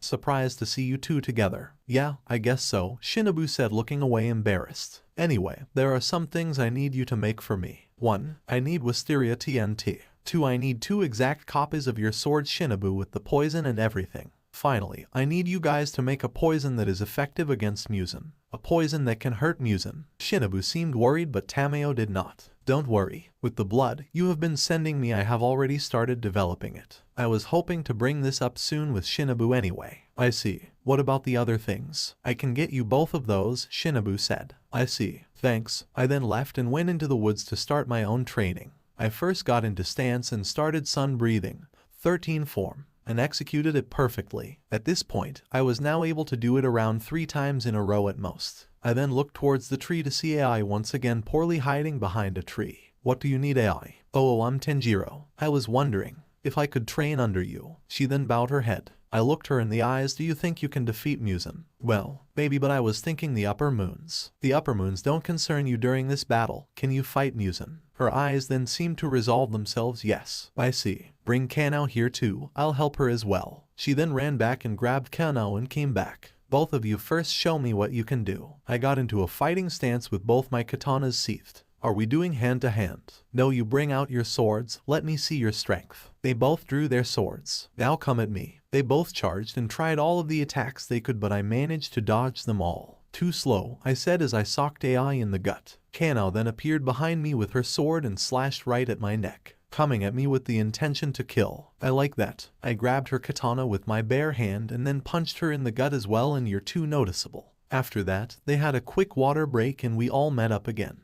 I'm going to give it to you straight. You guys are no help during the fight with Muzan. You're best just providing the medical team with support. But what about the upper moons? Kano asked. As I told AI, those are not your concern. But I'm trying to not get you guys killed. Unless you have something more to offer, then I'm afraid this is as far as you go. AI seemed down when I said that, but Kano didn't.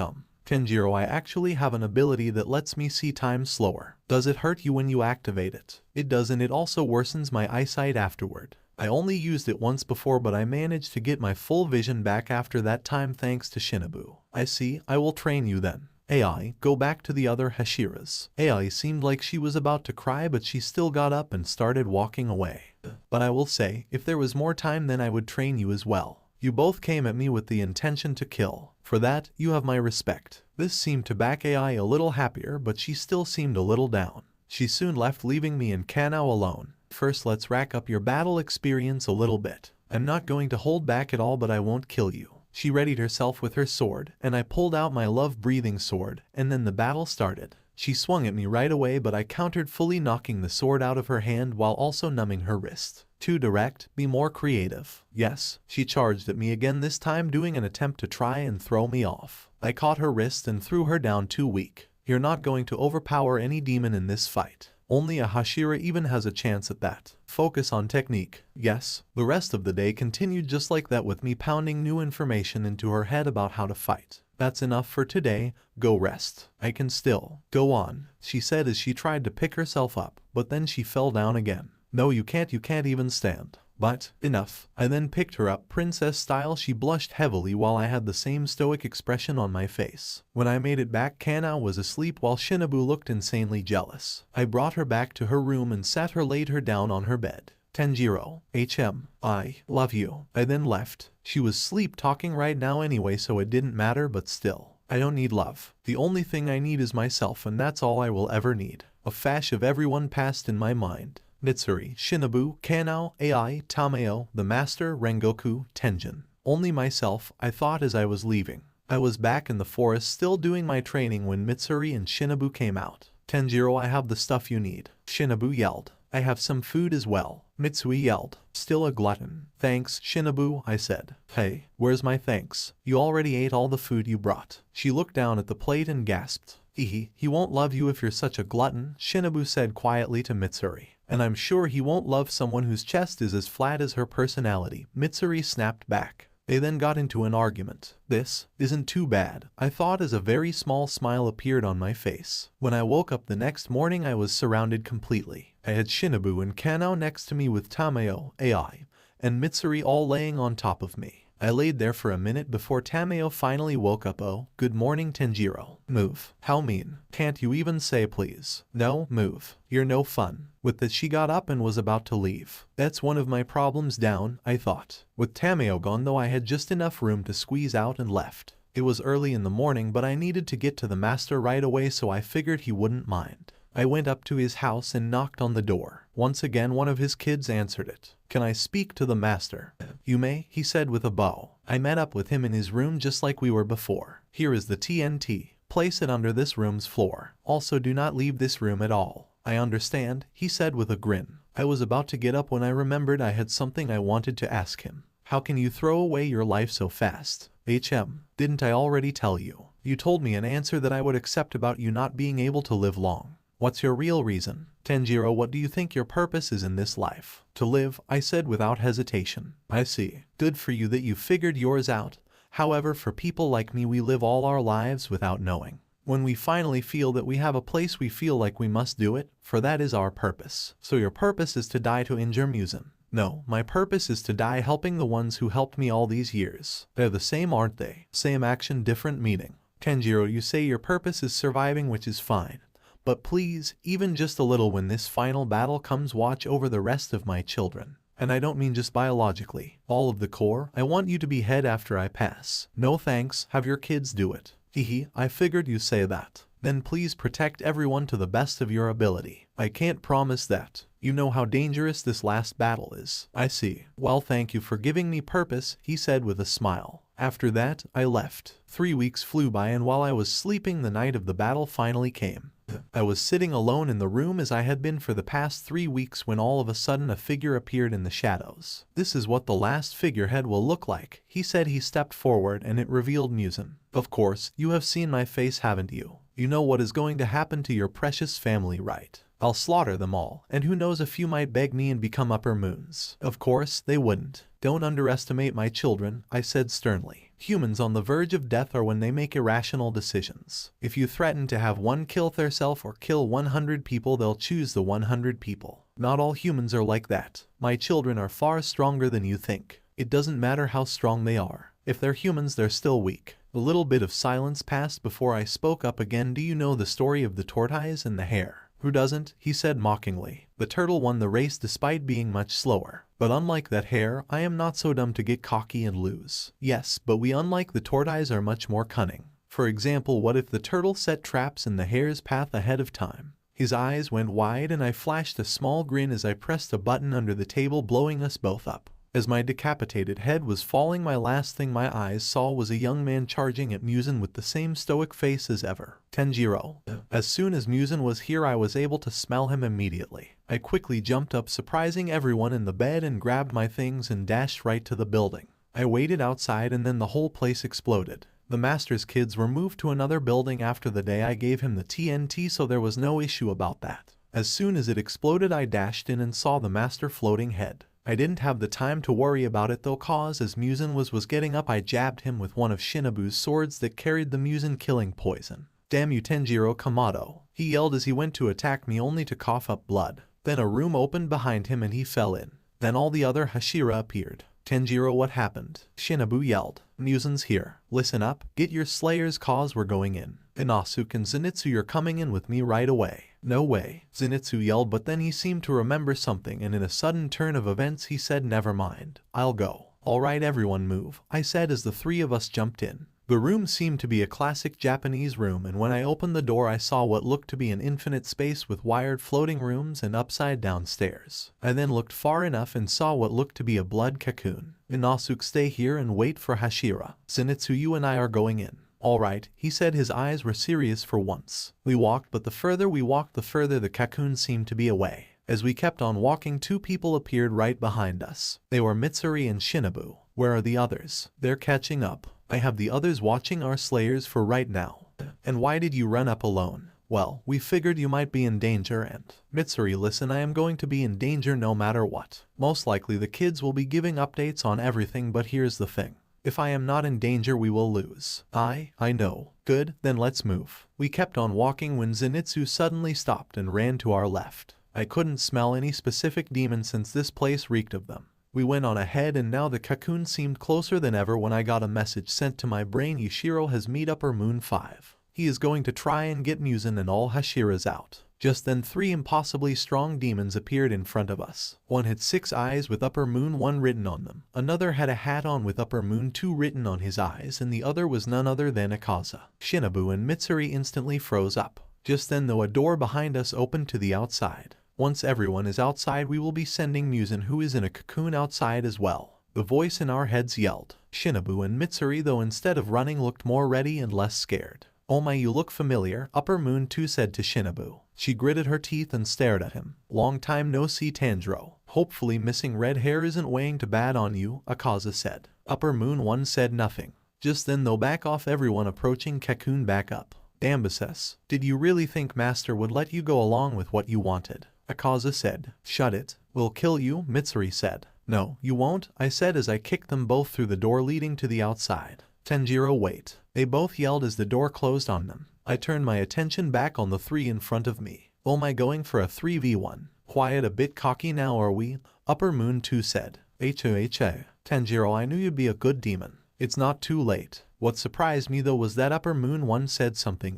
You remind me of him. Are your actions stupidity, or is it just that you're truly that strong?" he said as he drew his sword. "Well, I'll let you know something. I am about to whoop all 3 of you guys at the same time, so give me their best you got," I said as I drew my son's sword. I drew my sword as the 3 of them stared at me. "Don't be getting cocky, kid," Akaza yelled as he charged at me at blitzing speeds. I quickly dodged to the right and cut his arm off in a swift motion. This put a surprised look on his face as he jumped backward. I then entered the selfless state. I was going to wait on the see-through world since that took a lot of energy to hold up. Then Akaza's eyes seemed more serious. He then charged at me again after regenerating his arm. This time I was barely able to dodge as I ducked. I swung my sword upwards only for him to sock me in the stomach, sending me into a wall. "You're all talk, Tanjiro," Akaza said with a grin. "How can you beat all of us if you can even beat me?" I got up from the rumble who said, "I can't beat you just cause I took a hit." "Huh? You could barely dodge that." Sun breathing fourth form, burning bones summer sun.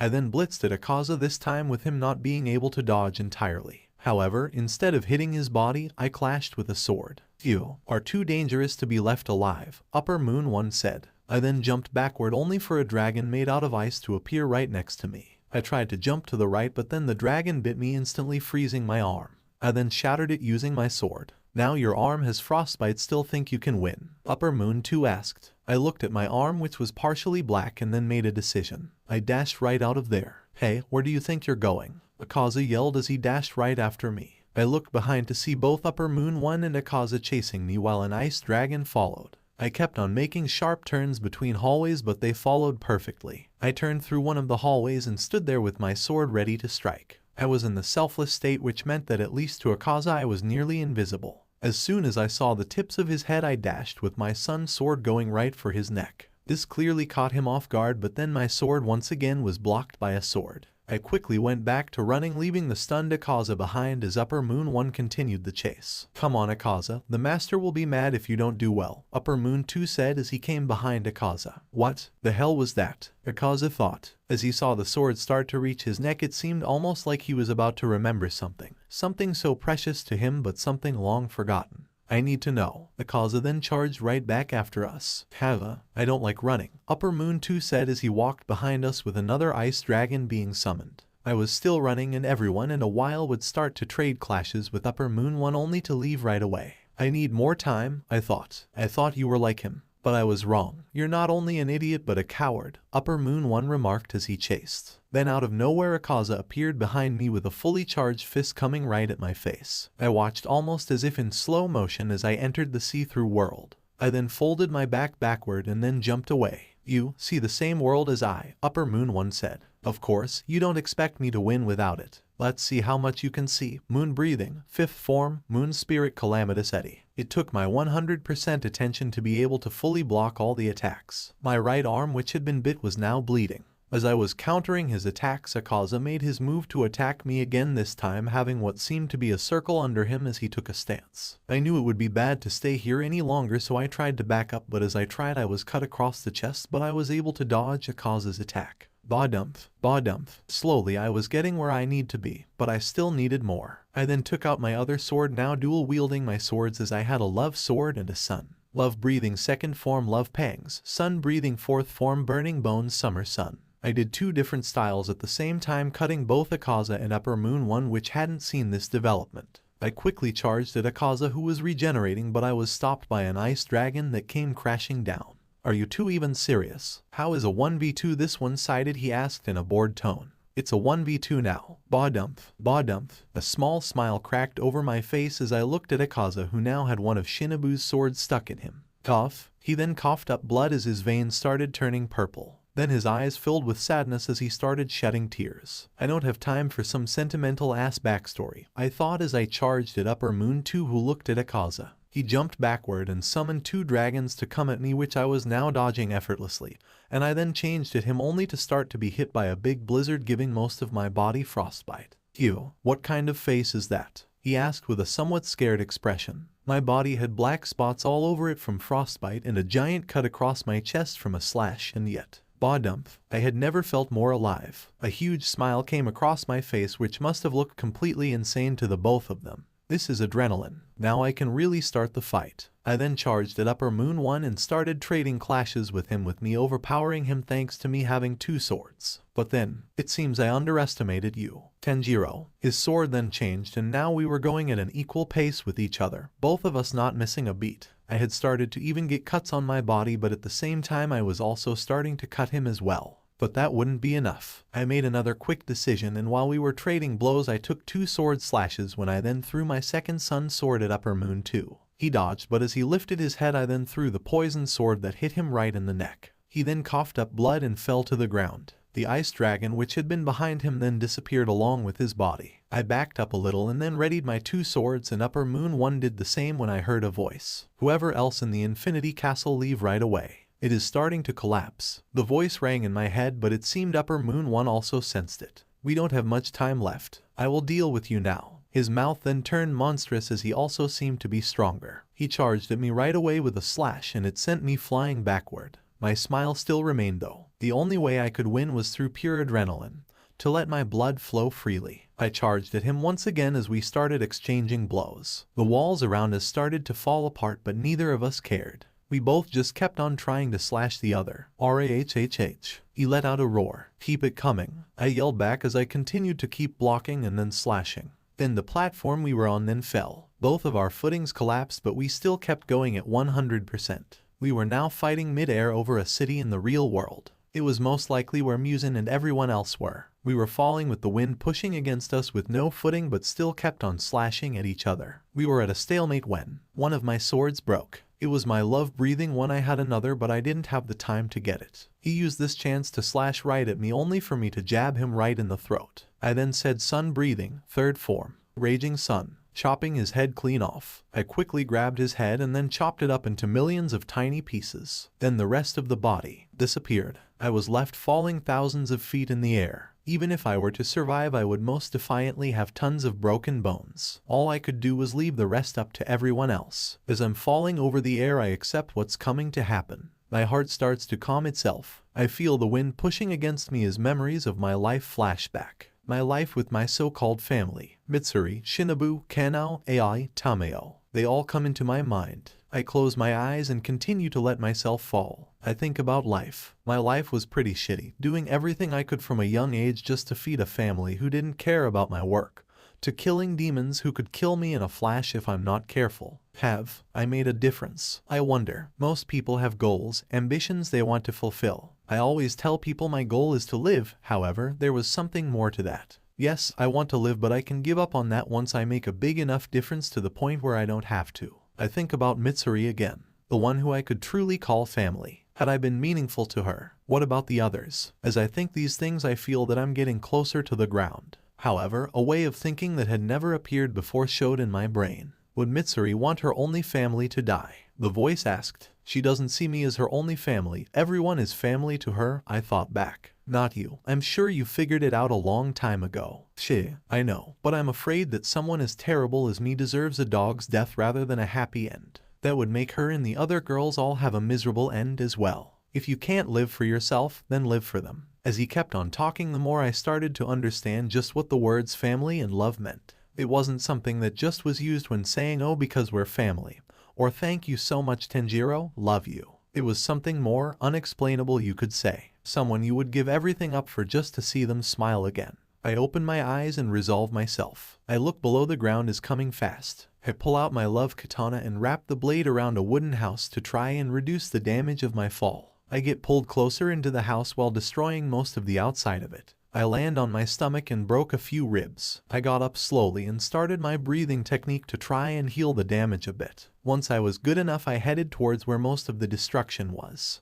No way. All 11 Hashiras with talented slayers. We're all on the ground. Some of us dead. The one still alive barely hanging on. Muzan grips Muakairo's neck and rips off his head like nothing. I glance over at Shinobu, who is also on the ground with me. I tried to get back up but fell again. My left leg was completely broken. I then feel Muzan start walking towards me. He grabs me by his hand and raises me into the air. As I look into his eyes, he looks so scared. His eyes were focused but not on us, on someone or something else. "I can't believe those idiots died," he muttered as he strengthened his grip on me. "So you did it, Tanjiro. That's good. I hope when I see you next, we can finally be together as a true family," I thought with closed eyes and a tear shed. But then he let go and dropped to the floor. He stared into the distance with a fearful look on his face. "You even survived that fall. What a monster you are." "I don't want to hear that from you." A boy then was shown. Tanjiro. Just in time. You'll have no backup now, so this'll be a cinch. Muzan, let me ask you something. What do you find purpose in? It was a rather odd question, but Muzan answered, making the world perfect. A perfect race that transcends humans. I see. And let us compare resolve then. Tanjiro then readied his sword and charged in. Tanjiro POV. I now charged at Muzan. My heart was calm, and so was I. I was in the see-through world and in the selfless state already, so I was already in peak performance. Normally I would have held on to that feeling of being alive, that adrenaline, but now I have a goal. A real goal that makes me bring out my best. To make Mitsuri and the others happy. I don't know where that other side of me had come from that told me about all that, but if this is what the girls want, then so be it. Love breathing first form, shivers of first love. Muzan dodges easily and prepares to attack me back. However, I turned around quickly enough to get another chance. Love breathing, fourth form. Direct love. My blade extends into a long sword, way longer than any other katana, as I swing on for him to duck. Not bad. Unfortunately, you're not as good as him. He grabs my neck and raises me. I quickly punch his elbow with full force, popping the bone right out in the out, allowing me to get set down.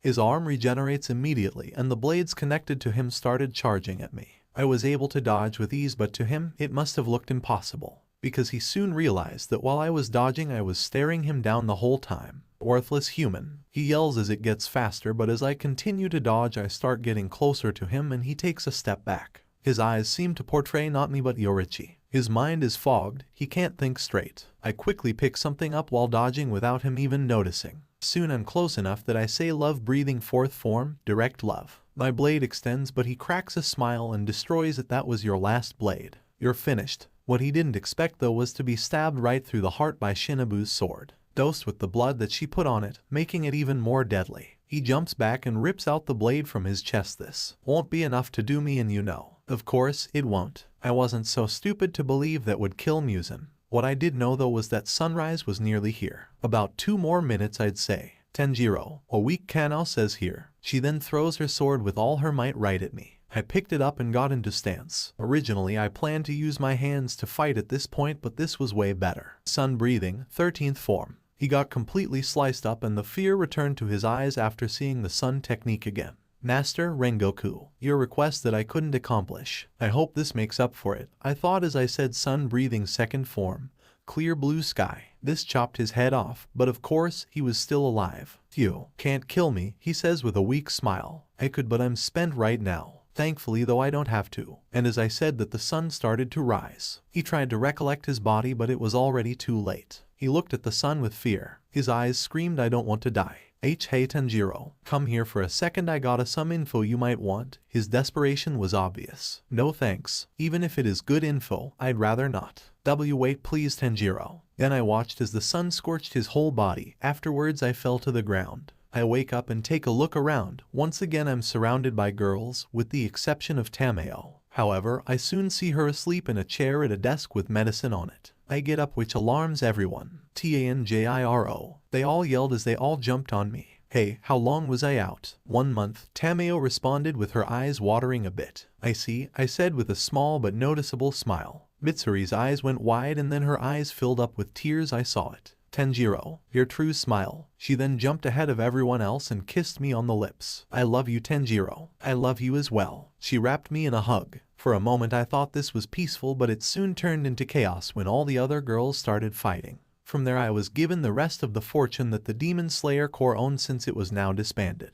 The only Hashiras left alive were Mitsuri, Shinobu, Jiyu, and Seinmi. Inosuke and Zenitsu were also alive. I split it with the children of the master and gave a fair share to the Saliers still left. Since Mitsuri couldn't stand all the arguing, she allowed everyone to marry me. I wound up having children with all of them. Tameo was also no longer a demon thanks to Muzan's death, so there were no issues there. Time went on with me enjoying my life. For once I could honestly say that I was happy. Thank you for watching. Make sure to subscribe and hit the notification bell so you never miss a video. And comment down your opinion on this video. Thanks for stopping by and I'll see you in the next one.